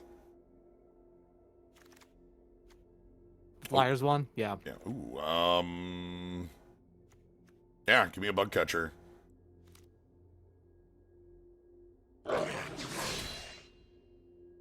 Yeah, you're right. The Fire Charger is an equipment liker, too. Hell, it even works with a War Leader. If this is a 2/2 or 3/3, it shocks or bolts on death. Strike, Pyrocaustic Hellion.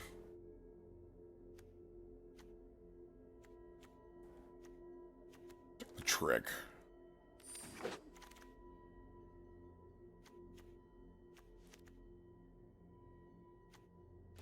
Bird wouldn't be bad either, but... I was actually thinking the Yakum Hellhound.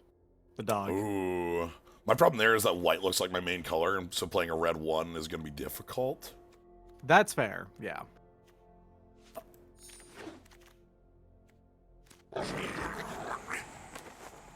Alright.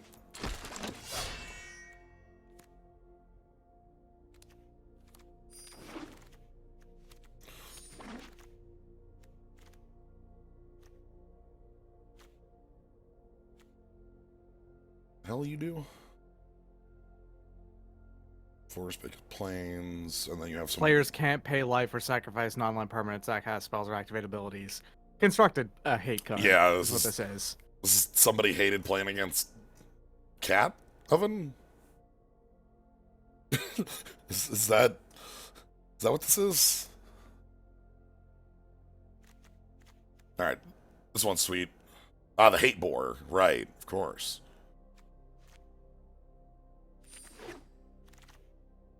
Coom Warrior, Skyclave GP, Expedition Champion. Okay, these are all real-ass cards. I like the Akum Warrior the most here, honestly, as a land creature. That Yeah. the land on the back is pseudo-fixing, you know? Like, it doesn't really fix you, but it means that if you need it, yeah. I like these as well, obviously. Hopefully we get one of these 4 back.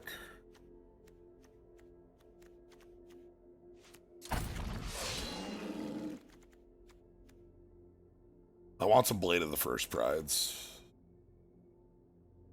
Canyon Jerboa, Prowling Felidar, Inordinate Rage.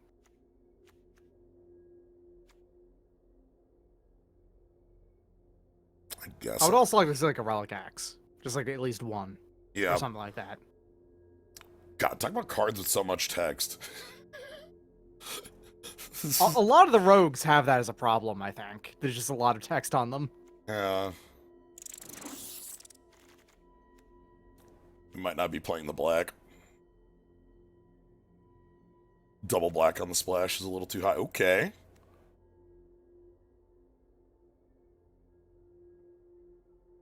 And get into that. Cell Sword's also real.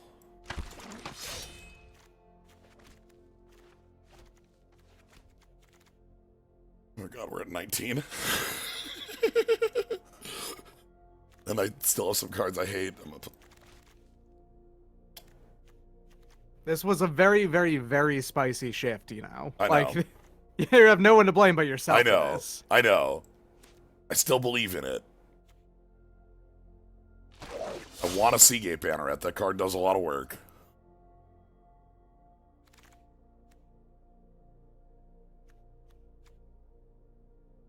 Earring, probably a bird. If you got the Akum Warrior, yeah. Bird is good. Yeah, we got that. We actually have a couple things. We have Takedown and a Sujiri Shelter. Yeah.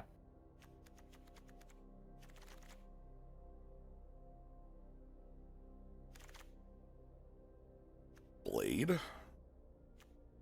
You kind of want at least one piece of equipment, I think. The thing is expensive, but we have a couple, like, especially like Core Blade Master really likes that. The other pick here would be the Bug Catcher, which is actually a little worse for us. Oh, hi. Geopede coming back, and Ambusher as well. I think Geopede's better, but, Yeah. you know.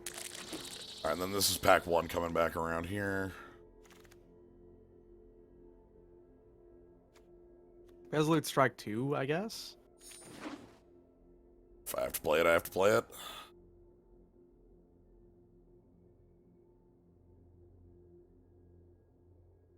I think the thing that makes, like, the acronym modal yes, good. Modal DFCs, like, hard for me to parse is that there's, like, the abbreviation MDFC makes me think, like, Mythic DFC, because that's also the abbreviation for the Mythic cycle. It makes me think of my name. Spare supplies or combat trick?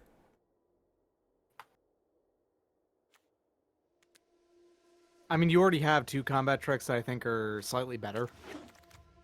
I don't care about this. Just by costing 1, you know? That card's gonna actually make the main. Alright, we did it! God. I somehow made it to a deck. Yeah. Paper Dupless, they're currently spell lands, but once they do more of these, because they are going to be doing more of these, they're not all going to be spell lands. Yeah, that's the kind of kicker with them. They're spell lands in Zendikar because lands are... Zendikar is the lands matter plane, so...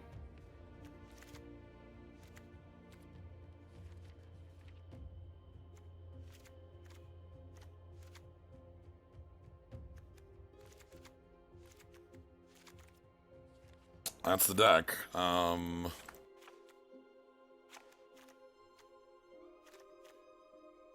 of them are creatures in this set. They're all lands or a spell. Yeah, every single one of them is a land on the back and a land on the back and something else on the front. Something on the front. But it's always a land on the back on this. Oh, yeah. Creatures are spells is the thing, and when they're on the stack, and they count as spells when you're playing them. Yes. And then they become permanents when they're on the battlefield. Yes. All right, we're playing. So we're at a 17 land deck, with Sujiri Shelter, Kabir Takedown, Akum Warrior, and then 14 basics.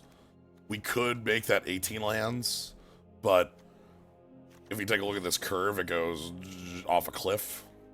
Yeah, no, I do not think that 18 lands is the correct move here. I think the weakest part of the deck is this bit. Our 2s. Could use a lot more of those, yeah. Yeah, we're putting a lot of pressure on, like, the 2 of them that we have. Alright. On the plus side, this is a deck with 2 war leaders. On the downside, this deck is significantly weaker than the last one.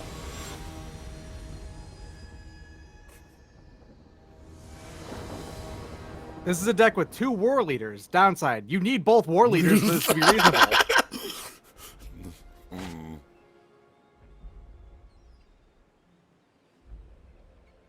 The second's fine.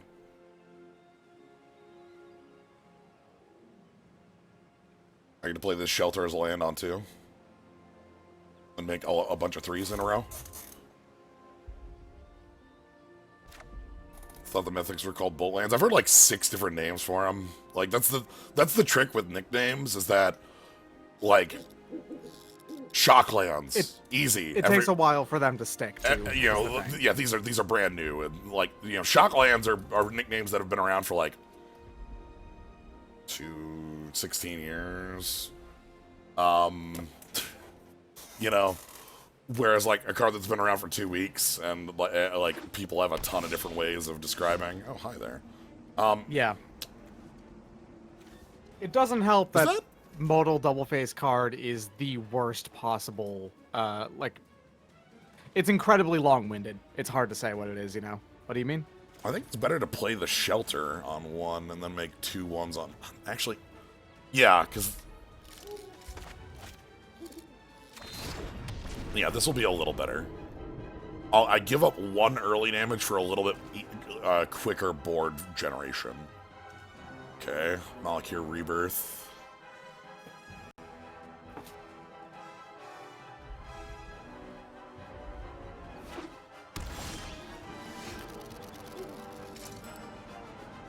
I really like this draw.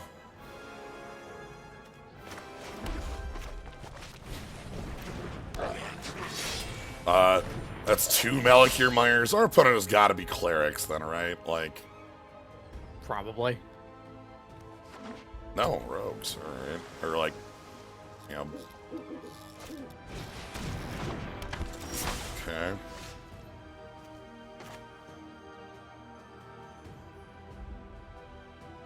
It's a trick. They're 3-color and they're wizards.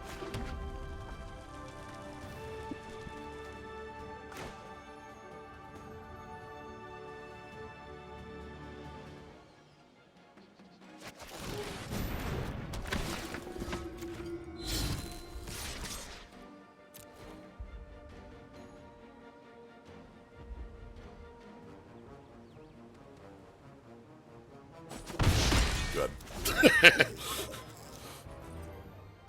The correct outcome.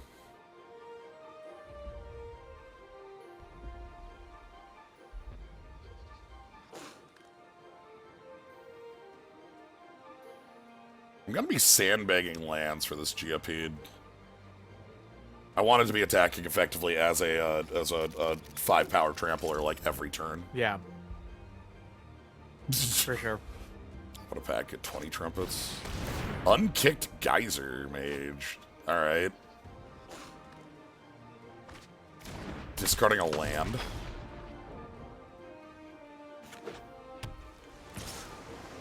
That's a 6-mana mana war, right? Yeah.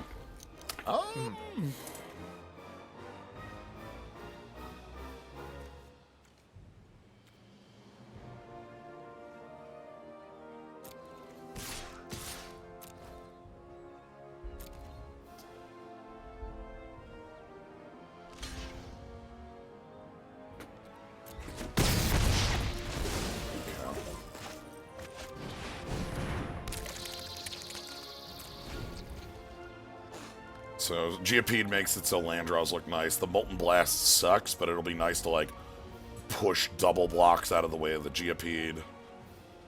Well, the Molten Blast just sucks in the abstract. You have a target for it on board right now. Absolutely. That's the right. It sucks, but thankfully there's something you can hit with it. Also, okay. You just want to do nothing?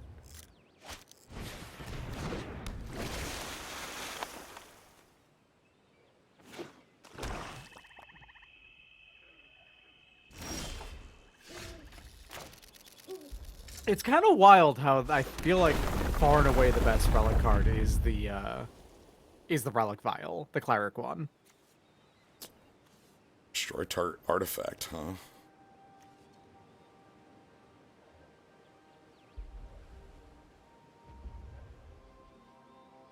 I don't even know what I want to do here. The problem is you've got too many good moves.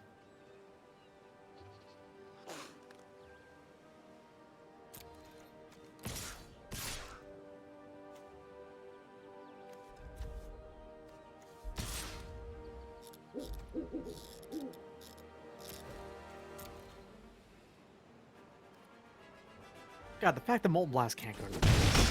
I know. What are you doing?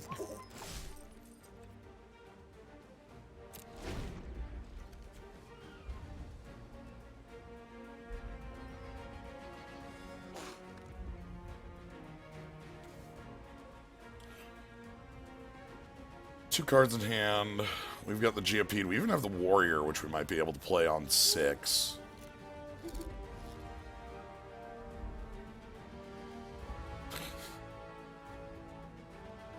Cat Zone.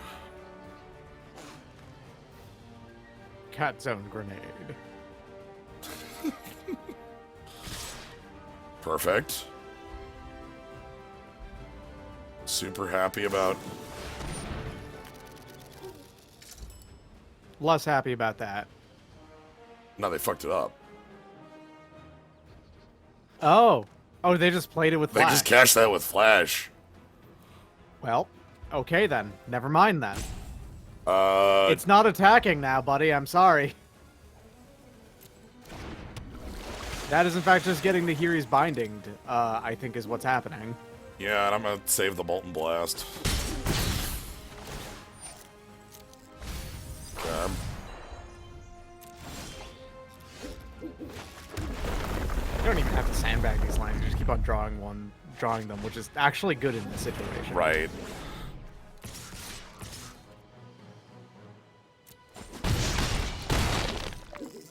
Okay, your opponent is dead to... You didn't get any Royal Infernos, did you? That's why this deck might suck. Yeah, okay. 2 one-color rares, though, out of this are your opponent. But, I like that they have... with 2 separate plans. Right. I think that's the thing that makes our opponent's deck wacky. Is like, here's Wizard plan, here's Rogue plan, and guess what? Neither of them are exactly getting the job done here. Yeah, neither of them interact very well with each other, especially because black lacks wizards, and blue has... I mean, blue is like the second best card Blue's the second rogues. rogues, yeah. Yeah. Blue's fine so- on rogues. 2 engrave, they've basically got to keep a lot back. You can't afford attacks here. Yeah.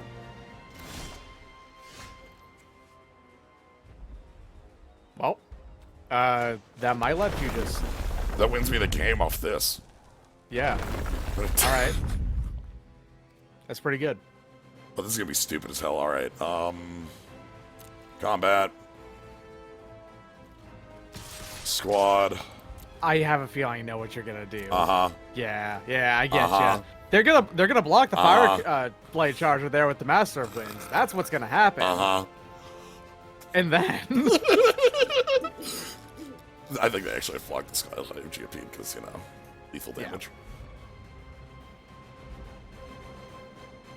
I'm not they'll gonna put the Wind Robber in the way of the charger, I think. Yeah, the Seagate banner it dies. Oh my god. Oh, they are very scared of the Geopede, huh?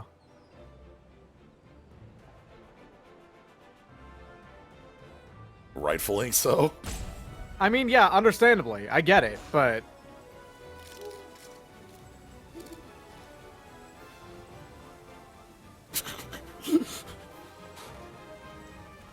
Sometimes this card's really cool, actually. What? Come Okay. on. Are you just gonna hit them with the Resolute Strike and kill them because of that? Yeah. Yeah. Yeah, I'm not gonna get to do the move. Dang. The move was let it take 1 damage and then shock it. Yeah. I was really excited to see that happen. I wanted it to happen really bad. Alright. Welcome to the beatdown.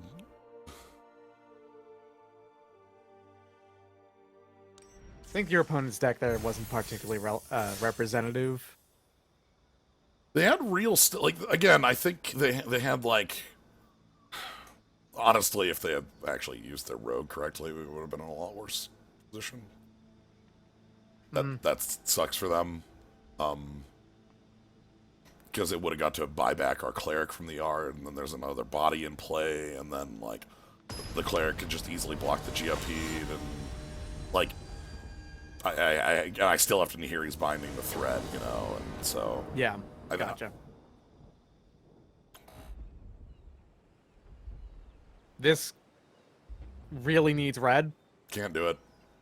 Yeah, I'm willing I to, don't think so I'm willing to keep 2 lands looking for 3. I'm not willing to keep 2 lands looking for specific color. Yeah. This is fine. It's okay. Probably throw Resolute Strike down and just roll with it. Yep. You've got a 1-drop, and you have both colors. It's a rogue.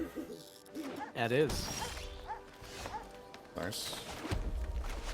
Good 3.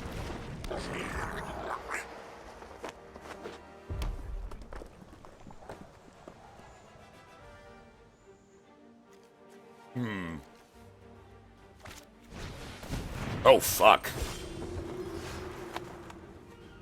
I think I hold the takedown now. So what is that? Tajru Paragon? It's just every type. Gotcha, okay. It has kicker, draw, creature off your top 6. Mm-hmm.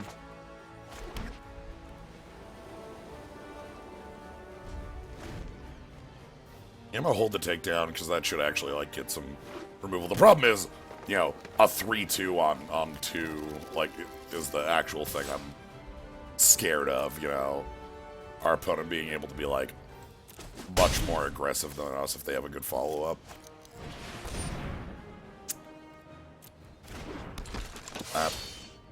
That falls into the category.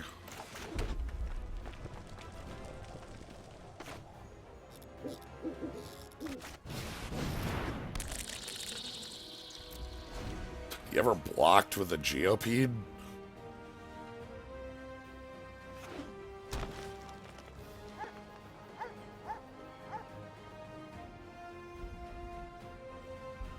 You ever stomped on your own big toe? Feels pretty much the same here, I think. Kick my ass. Here it is.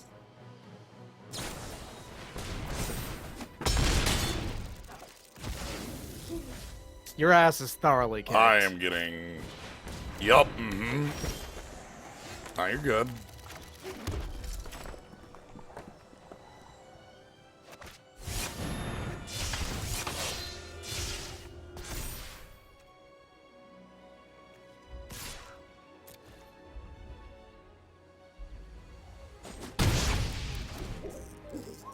They even have, like, party going on here.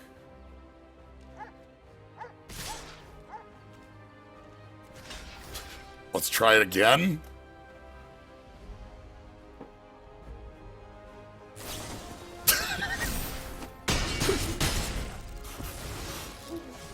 What they had was a pretty solid curving out aggressive start.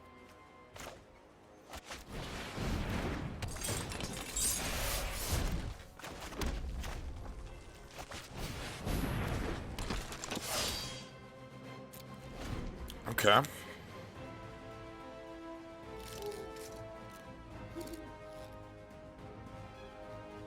Yeah, just 2 bodies and tricks. That'll do it. You know?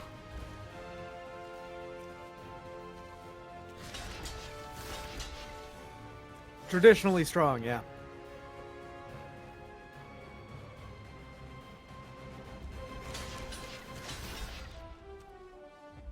Fuck me up. Okay. The idea there is that I can blast this, and then we're left with a 1/1. I mean, the main way you get better than 2 bodies and tricks on an aggressive start is if the tricks are also attached to creatures that can attack him. So...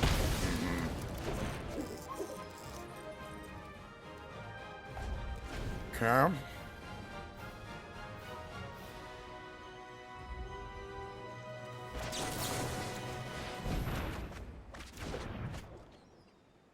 Take 1.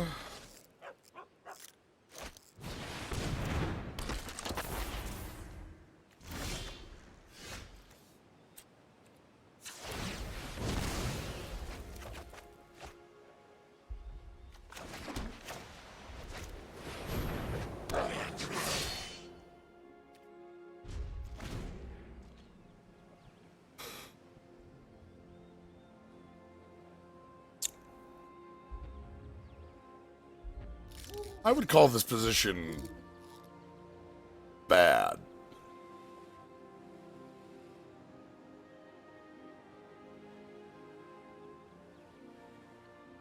Rabbit bite.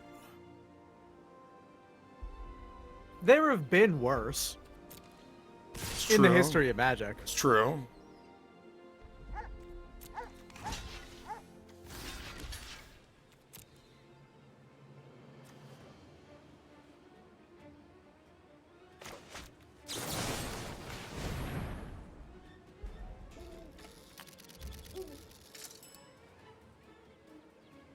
Hey, this makes it so that you were not dead to the spike. Uh-huh. Oh, this actually domes her one on instant cast, so... I see. So you are in fact dead on the spike still. Yes. Fling will also do it. I was dead to that at the start of turn. Alright.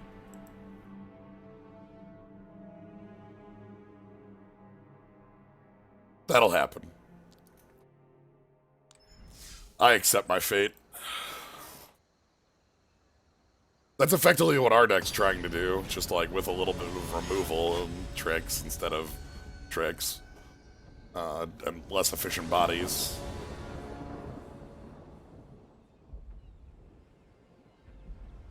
Bird is your first. This looks Flicker. like shit. It's pretty garbage. You have, I mean, spare supplies is there. It is. For our opponents, any sort of aggro deck, we're dead. And even if they're not, they probably still play something before 3. Okay. I'm gonna go ahead and put Sneaky Guide on the bottom. Because I'm gonna play this on 1. And I won't really have time for that. Okay. Okay. Seems more doable.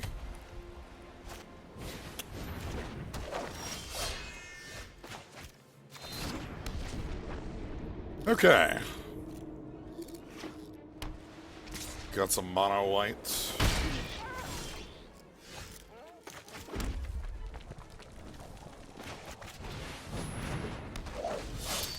Look at you looking okay here.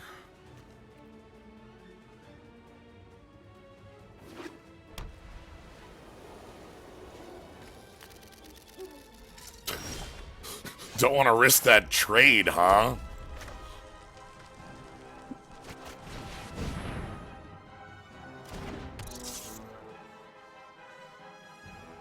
Anyway, here's a mouse. Why does this tiny mouse Everyone, make everyone so excited to hoot and holler and attack? they want to protect.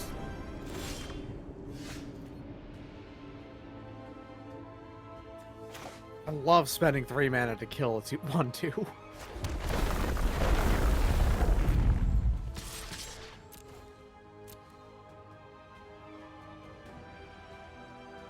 This is to get them a 2-for-1. Yes!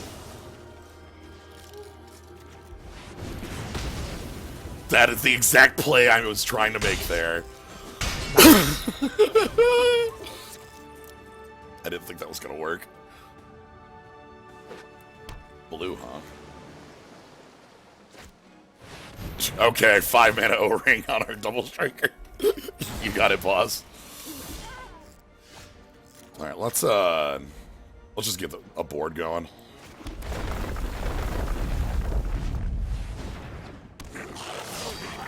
Just getting the board going is a pretty solid move when you have a thing that pumps your team every turn. Yes. I don't think we're losing here because our opponent doesn't have a board. Like they need to clear pretty quick here. They're 3-color.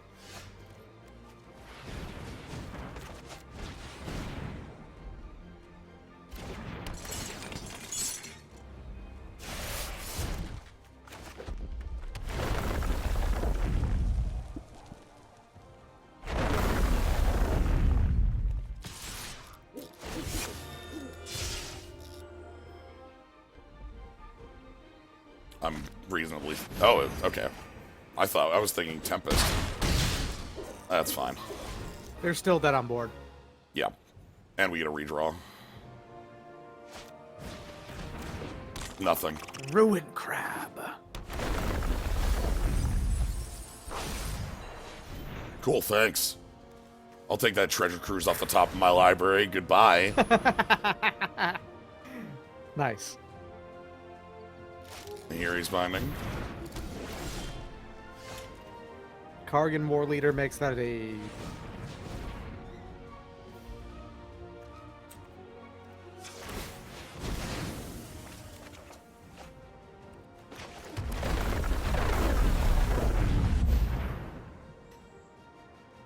Yeah, it's going to attack as a, how big is it going to attack as? As a, 5-4? 5-4, yeah. 5-4 with trample, too. Bugcatcher's got trample. Yeah, they probably just block the quick 5. Alright. Alright, so the 2 damage I didn't attack with is there, but they exploded. It's fine, so. doesn't matter. Yeah, that went pretty well. But yeah, the reason I didn't attack there was because of Living Tempest. It's a 3/3 for 5 with flash. I didn't want to throw away my kind of like seat of power to that. I'm very happy about the killing their thing in response to their combat trick. That was the game right there. Desperately trying to hit Omnath mana. We finally got to play a war leader. And it was like real. So that's good.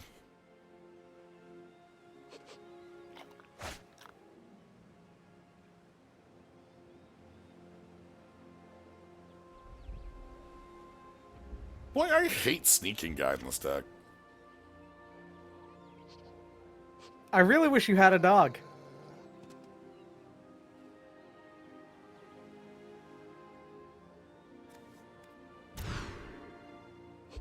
Sure. Throw a mountain down. Put a Yeah, you've got the Warrior Akum down. Warrior. I'd probably just play a Akum Warrior on 1. We can pick it up, right? We have a bird. Yeah, exactly. So, that'll be fun. Blade Master can get some reasonable shit going. Would have liked to see that you had 2 plains and a mountain instead of 2 mountains and plains, but hey, it's what you got. Yeah, we're even on basics, and there's 1 extra white source in the. And your opponent is choosing whether or not to mulligan, thinking really hard about it, which could be relevant.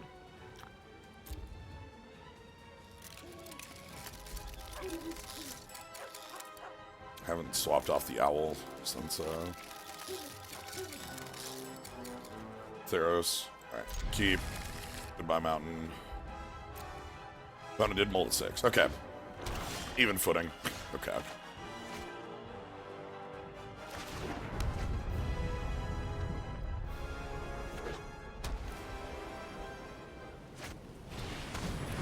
Okay.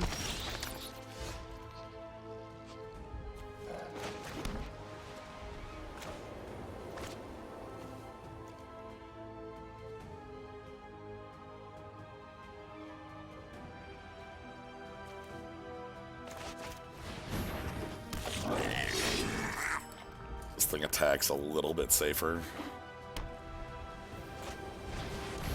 Yeah.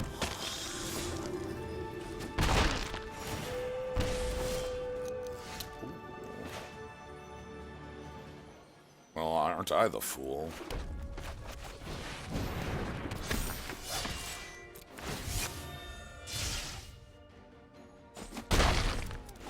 Really? No blocks. Not willing to trade there. What do they think they've got? Not much.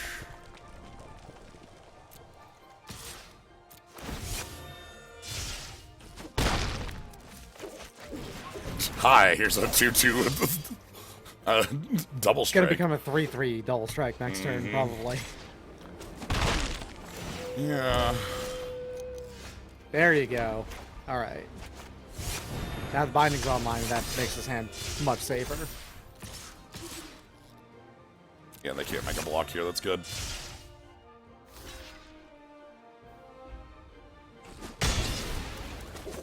Chump. Blue? Off color. Okay. Okay. I'm just pacifying whatever your 5 is. I don't care what it is. Yeah, goodbye. that's Good one to pass by, yeah.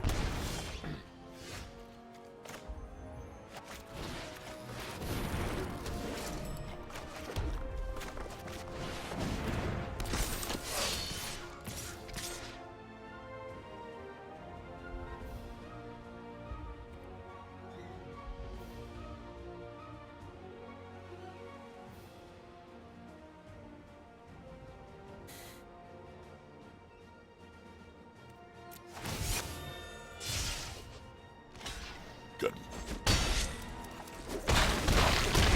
That was why I didn't want to attack with the war leaders. I figured the life total's low enough that they're in trade town. Irrelevant. Nice. What's the chances that they are playing clerics, but were so hard up for cleric playables that they decided to splash blue to play a couple of blue clerics? Like, I would guess they probably have, like, a reasonably powerful blue card to go with them.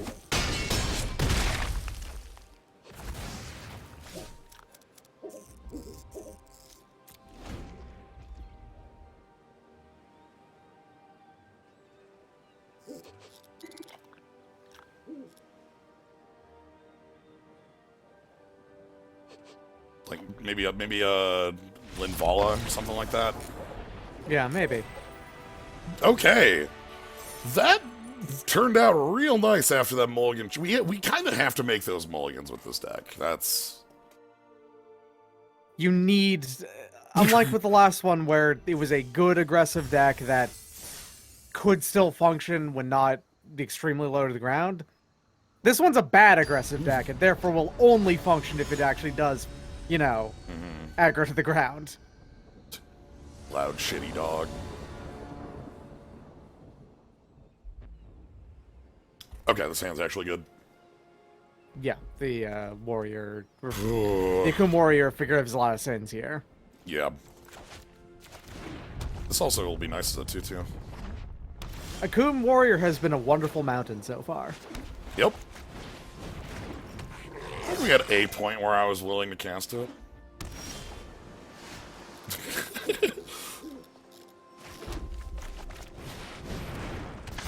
Anyway, here's the beatdown.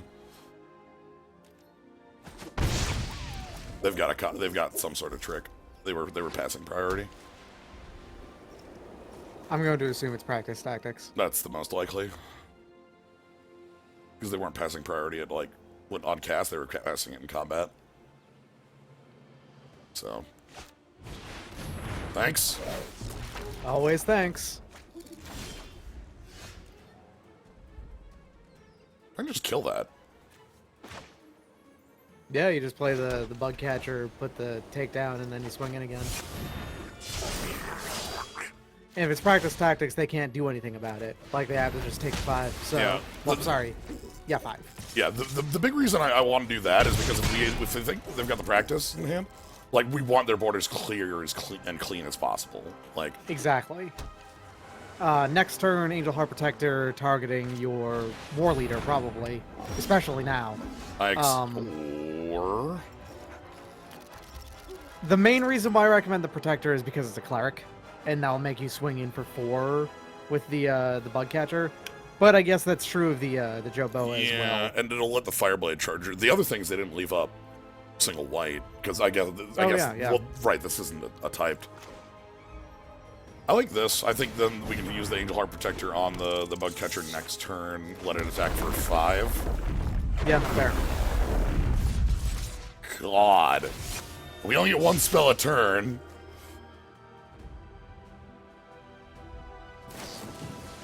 Oh, Zulaport duelist. That doesn't kill any of your things, though, right? Because, like, well, it kills the charger, I guess. Best, it does kill the charger. Still kills the duelist in response, so and it still nugs them for one, so I'm fine with that. That's actually okay. Yeah. So now, like, we just make trample unkillable and, like, the game ends? Unless they have, like, double bubble. No, they can't double bubble. They're under one spell a turn. Like, this is both sides, so... Mm-hmm. They can only actually have single bubble.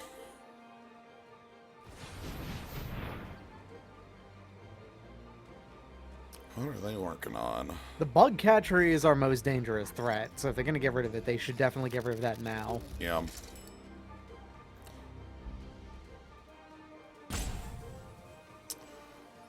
Getting rid of the war leader isn't bad. Like, makes the bug catcher less. Well, that's assuming Oh. that they can... Oh! Okay.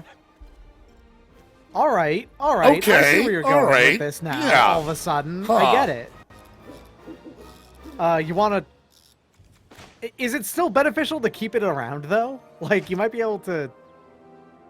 Catch them with a resolute strike next turn. Yeah. Let's try that.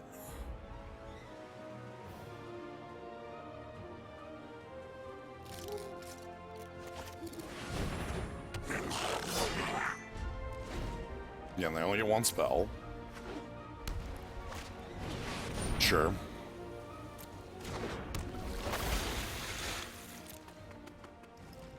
That's something you can also catch with Resolute Strike. Ooh. Or Scavenge Blade as well, or something like that. I think we go Angel Heart Protector. Land, and that'll... And then swing in with a 4/3 indestructible. Yeah, and they have to block it. Mm. And then post-combat, if they block with the Arcana, get another lot play.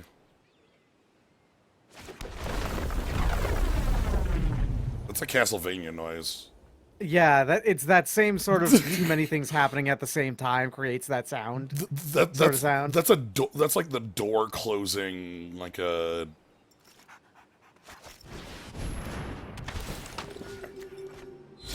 This play That's is really the sound good. of the photo burning up at the end of Symphony of the Night's prologue.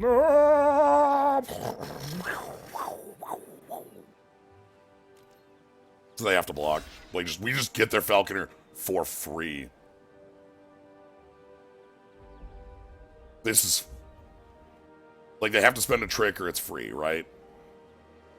Yeah, and, I mean, Mono White tricks, Resolute Strike This doesn't... is like the only one that saves them. Right. They might block with the Archon and unlock second spell for us. No, they want to keep the Archon around. That's interesting. I feel like the Archon, like, they're trying to use it as a floodgate. Yeah, I know what they're... But I don't think that giving up the 4/4 body... I don't know. Try to play around both They of the probably face? picked up a bunch of Into the Royals and stuff, too, is what I think. Sure. Want to draw a land.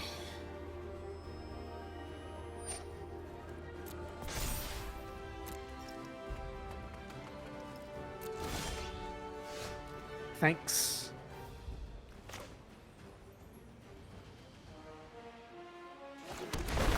I think this is just all out and use Resolute Strike to end it. Yeah, because you just... There's going to be one non-blocker, so... They've got something.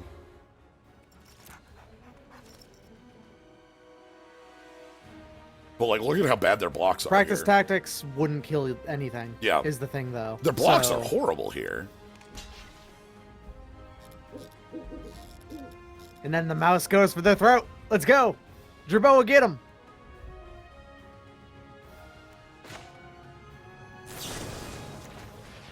There's also just playing the Scavenge Blade to accomplish the same thing, but on board, I guess. But Yeah. I don't know if that would have been... This is more versatile. Ha! Yeah. We knew Thought it. so. Yep.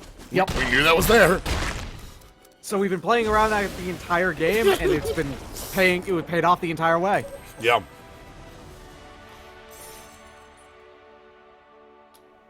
I'm impressed that this deck is actually doing pretty well. Yeah, that went nicely. I'm impressed by how powerful Bounce 2 Creatures was. Yeah. Like, wait a minute. Hold on, there's a rule. This actually sucks. Oh, hey. What's up, Gary? Hey, Wait, I thought you were bumped up to rare. Bumped up to uncommon only. Oh, right, Gary, you were a common. That was a right. You were freaking disgusting. common. That mouse, yes. Great Merchant of Asphodel, one of the strongest commons printed for a few years.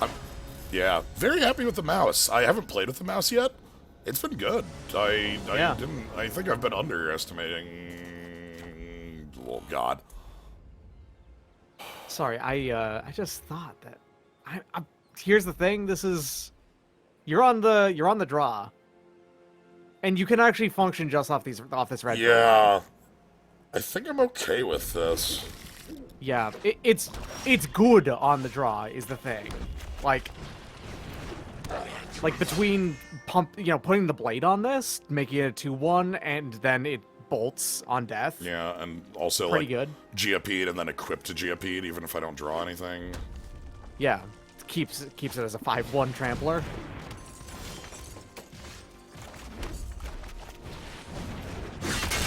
We're starting to feel the need for that white, though. Got to draw planes at least some point. We got 9 white sources in the deck.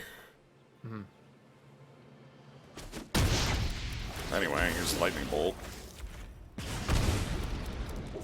2 or 3 mouse and you get them all on the battlefield. Yeah. Okay. Uh-huh. Alright, draw planes here, and all of a sudden, like, you attack him with a 7/3 trampler, and... Oh yeah, you can have my hand.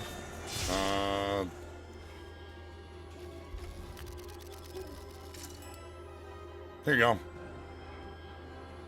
Here's some 3s I'm not casting.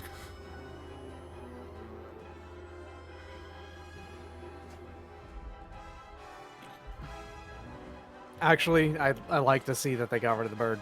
The bird is going to be less valuable than the Paratactician, I think. If they kill the Geopede, we're in a world of hurt. Well, yeah. I need to draw a land here. Again, ideally, you draw A white, planes yeah. here. Even the, Well, okay, that sucks. Well, it was a land. That would have been what I wanted.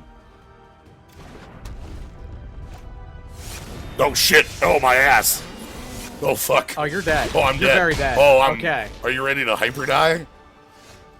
All right. Good. Good. Off white. It happens. Did you know that this card here is the Minotaur is interesting because like a lot of the party dynamic, full party setups aren't red inclusive, but if you actually do get 2 to 3 types and that Minotaur costs 4, like holy shit. He's quite big and quite fast and does a lot of damage. Yeah. 5 power hasty. All right, that's fine. We rolled some dice on that one. Yo, this looks sweet. This is okay. Yeah, this is good. The cool thing here is that the Scavenge Blade with the Core Blade Master can hand off double strike here. Yep. Tragically, the Jerboa is not a warrior. Okay. Ooh. That is, though. That's a yeah, warrior. now we're talking. Okay. 3/1 Vigilance Flying Warrior. Well, not actually a 3/1, but Yeah. yeah. 4/2 minimum. 4/2. Double strike. Probably just gonna be a 4/2. Okay. Okay, now we're talking. Yes, we got it. Ooh. You kind of need to kill this Core Blade Master right the fuck now. If you okay, they're not holding the ping. They would have done it. That's a 100% play.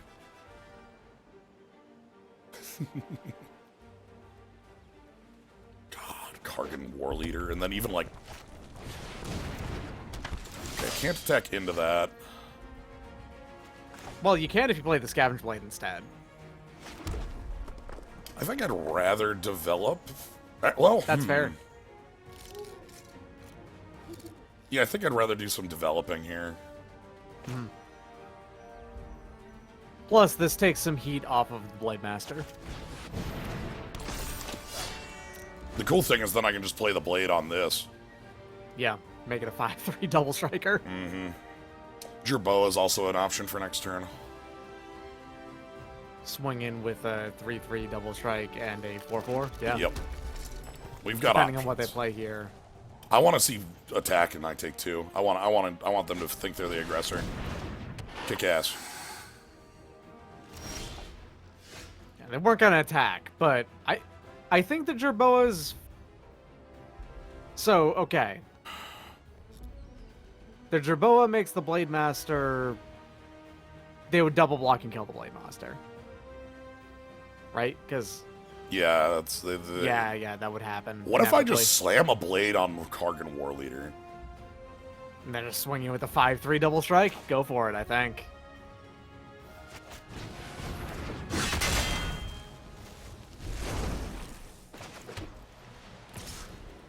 Here's 10. Yeah, they can't block this and kill it. So Crunch! Half your life total. Alright. So this has gotta die. If Core Blade Master doesn't die, this game ends. Yep. They're gonna kill him. I feel certain on this. They're gonna play a fight Rabid spell. Bite or something. Fight Yeah. spell. They're gonna. This is a dead card. Oh, they're gonna full kick Char in the green inscription. Okay, that ain't it. That's not. Look, unless you're doing lethal here, I just don't care.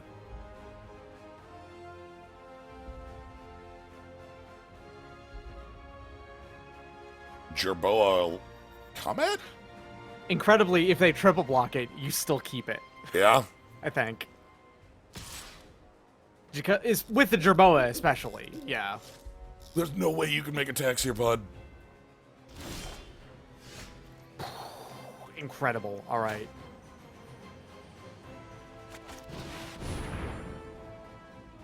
You've got something. What have you got?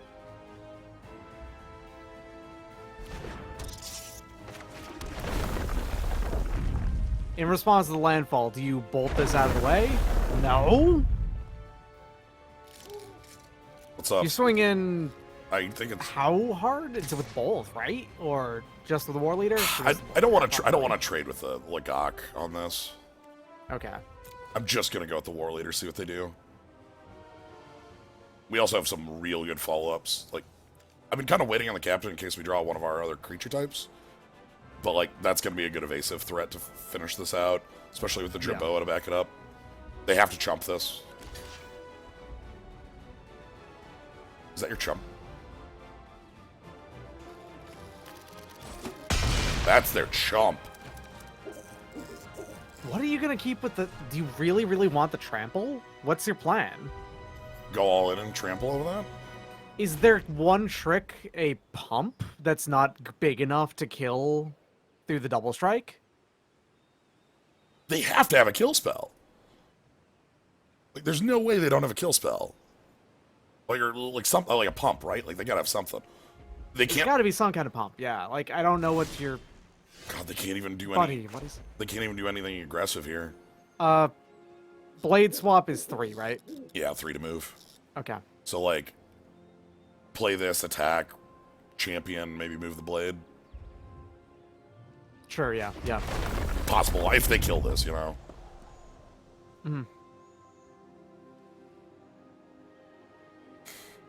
If they had a kill spell, I'd probably spend it on the Blade Master. Like this Ripping double strike off the table is really valuable here. yeah. Like this becomes a 5/3 that you can just trade, right? Like then.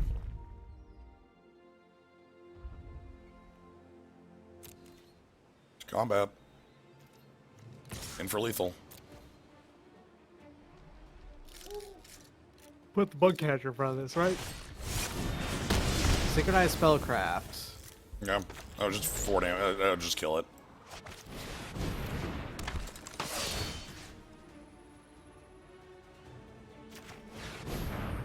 Anyway. Here's our 6 power first striker. Again, it's now a 7 power first striker, basically. Have you got a second one of those?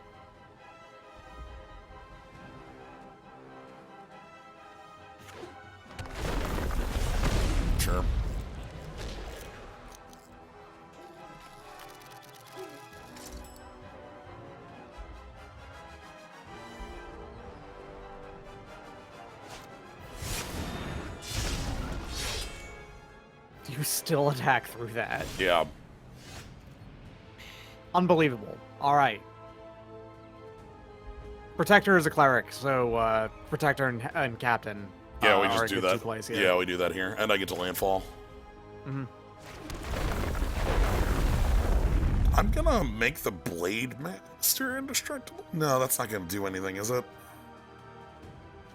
If they block the champion here,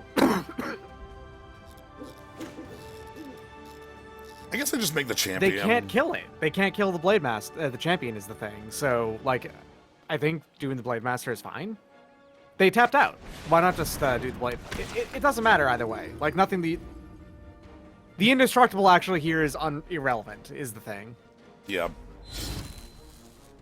They're tapped out on board. They still can't kill the champion with a. This is gonna be 7-5 on the Blade Master and Bug Catcher under the bus. Yeah. That's just what this is. Every other block is bad.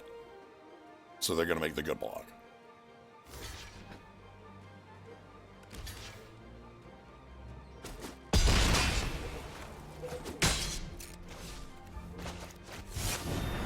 Anyway, here's lethal in the air next turn.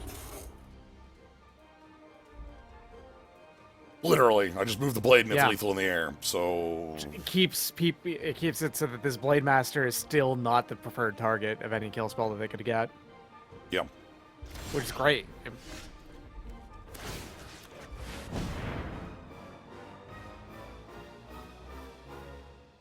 Thing is, if they do kill it, you just move this sword back to the champion, and then you don't feel bad about it, and you swing in again. Yeah. Anyway, play your removal spell or lose.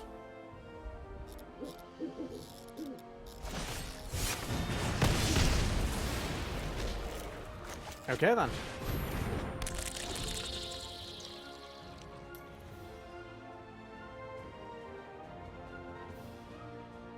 Even Geopede with the blade is a nice threat here. Sure. Well, they've got their own that does very little. You got it, boss. The power is not Relevant. super relevant here. Yeah.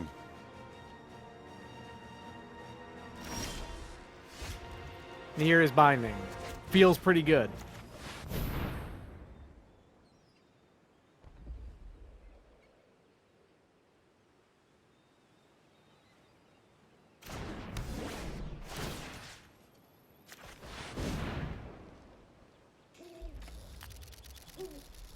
So then you swing all out, right? Because they can't block and... Yeah. Oh, okay, no, you don't swing all out, they still have 4 mana up. Yeah, and swing it with the 1 save thing. Let's just get them to play their kill spell on it, because I don't want them to kill this and then, like, kill my Blade Master. Yeah. I just want them to kill this. If they were tapped out, swing all out would have killed them right here, basically, or been close. Okay, they managed to trade. They traded! That's still not even like it. That was like a trick to just trade with my 3-drop. That's off. And that can't attack or block. Yeah, that so doesn't do this, are they just dead on board? Land. The perfect draw. A land.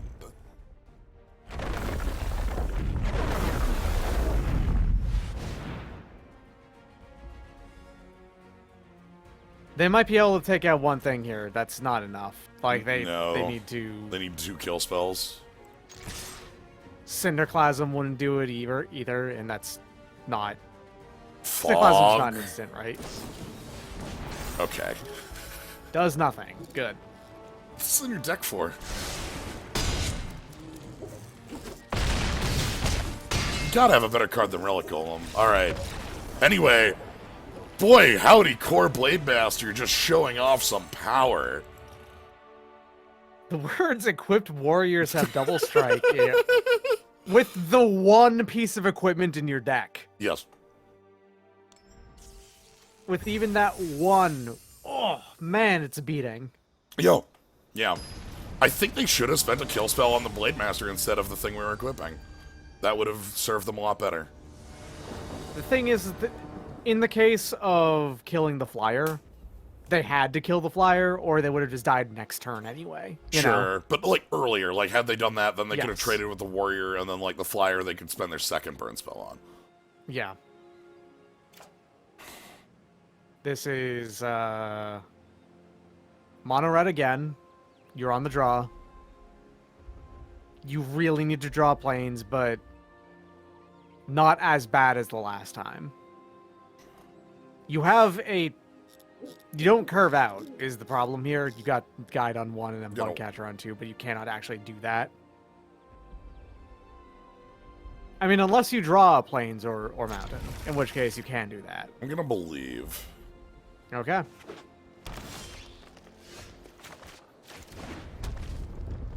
The reason I believe is that I'm not as, like, obviously I want a white source, but a third land is enough.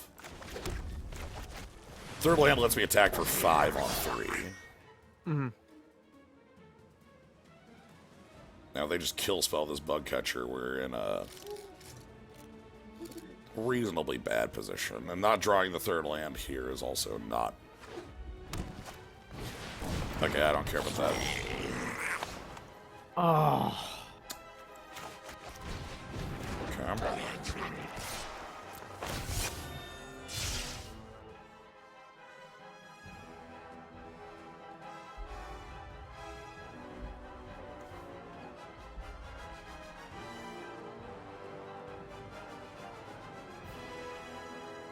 It's gonna hit you and it's gonna rip a land. Nothing you can do about it, but... Oh, okay, they're gonna just take a trade. Alright. Okay.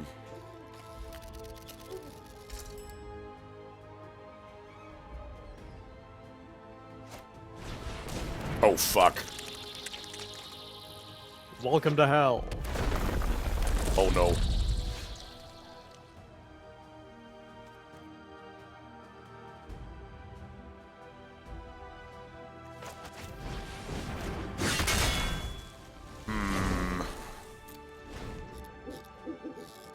Is it time to die to Scoots? Are you ready for Scoot Mob? Why is everybody saying this card's busted? I keep hearing a lot of people complaining about the power of a 3-mana 1/1 that dies to everything. Like, obviously, in Limited, it's got some stuff I don't like, but there have been a lot of, like, people saying that Scoot Swarm should be banned before Uro. That doesn't sound right to I me. don't understand any of that, unless they, when they Yeah. say that card's busted, they mean that it doesn't function in some way? Oh, God. Oh, Right. okay. That is what some of them mean. Okay. Literally that it does not function.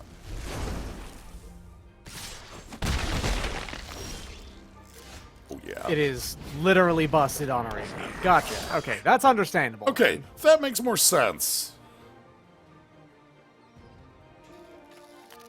Yeah, I just... Like, I'm not kidding, Nick Themeron, when I say that I have heard people say this card should be banned before Uro. Like, it's the big problem, not Uro. Or anything else. And it's like, you know, it's a 1/1, right? I'm gonna die to it. I'm absolutely dead as shit to it.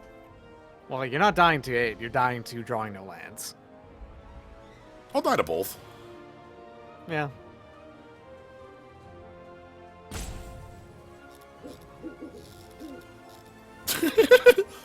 Well, thank you for the sub, Numbin. Even if... Oh, God, hi.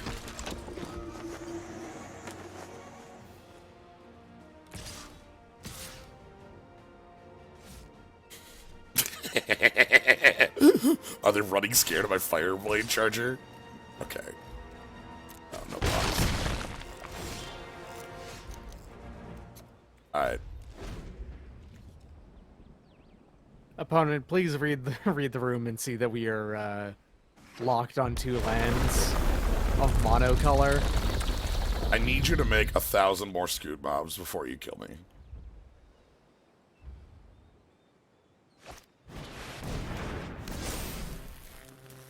Okay, you know what? Sure.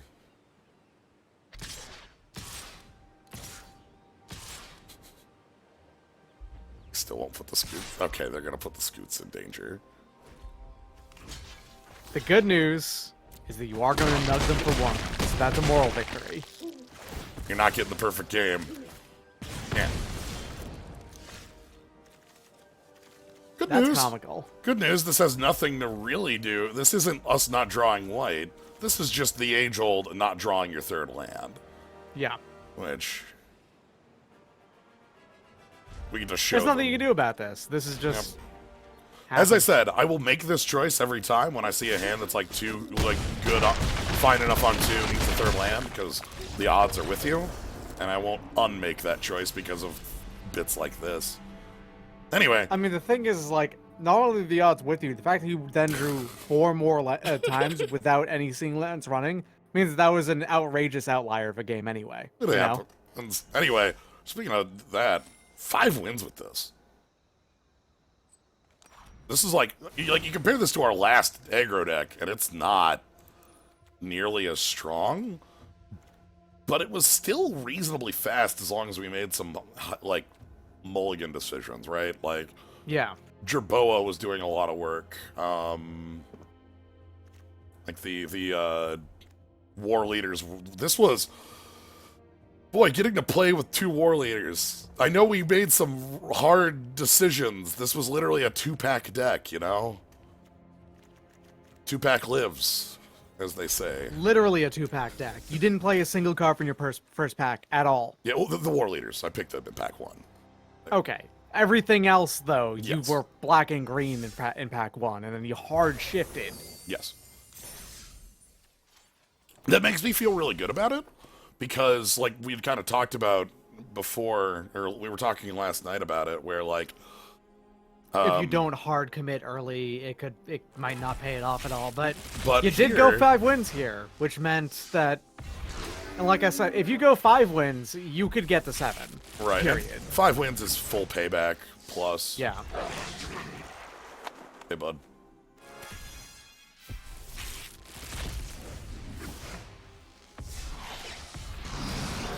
I still like this card a lot. It's a good threat.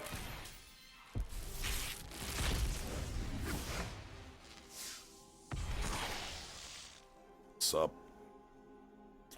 People are playing this main deck in Constructed. It's not Yep. doing anything, but they're playing it. They're trying.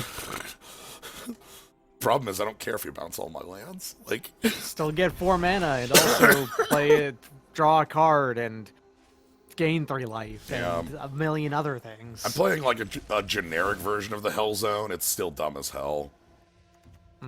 Like,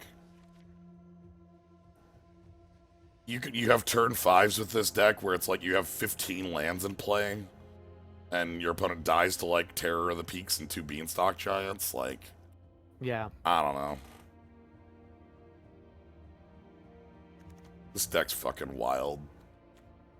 Wizards? Wizards. Wizards. I've got a question for you. Under what circumstance did you think that it was okay to reprint Lotus Cobra? Look at how happy it looks. Yeah, no, I like it. It's just... Lotus Cobra's a fucked up card. It's really good. Also, it's sitting next to some other fucked up cards. Yeah. Like- I mean, like, on top of everything else, the fact that it's also, like, a super early play, you know? Yeah. 4 main deck Spikefield Hazards. That rules. Oh yeah, I'm playing 4 of these to kill Lotus Cobras Yep, and makes sense. and to poke Uros. Yep. But yeah, the thing, there was an article, Rosewater has like a article talking about like specific cards in Zendikar, and I think there's 2 weeks of them now. And then there's one talking about Lotus Cobra, where like the first iteration of Lotus Cobra, when Mythic Rarity was introduced in Shards of Alara, there was an article about Mythic Rarity because people were really scared of Mythic Rarity for good reason. Like, here's this hyper rarity that's going to make the game way more expensive. And we'd already been in an era where, like, Tarmogoyf was a card, you know? Yep. So, like, people were like, what the hell's going to happen when you print Tarmogoyf at Mythic, and instead of an $80 card, it's $160. And in that article, like, it was like, look, Mythic Rarity is going to be used for, like, you know, cool, bomby legends, neat, like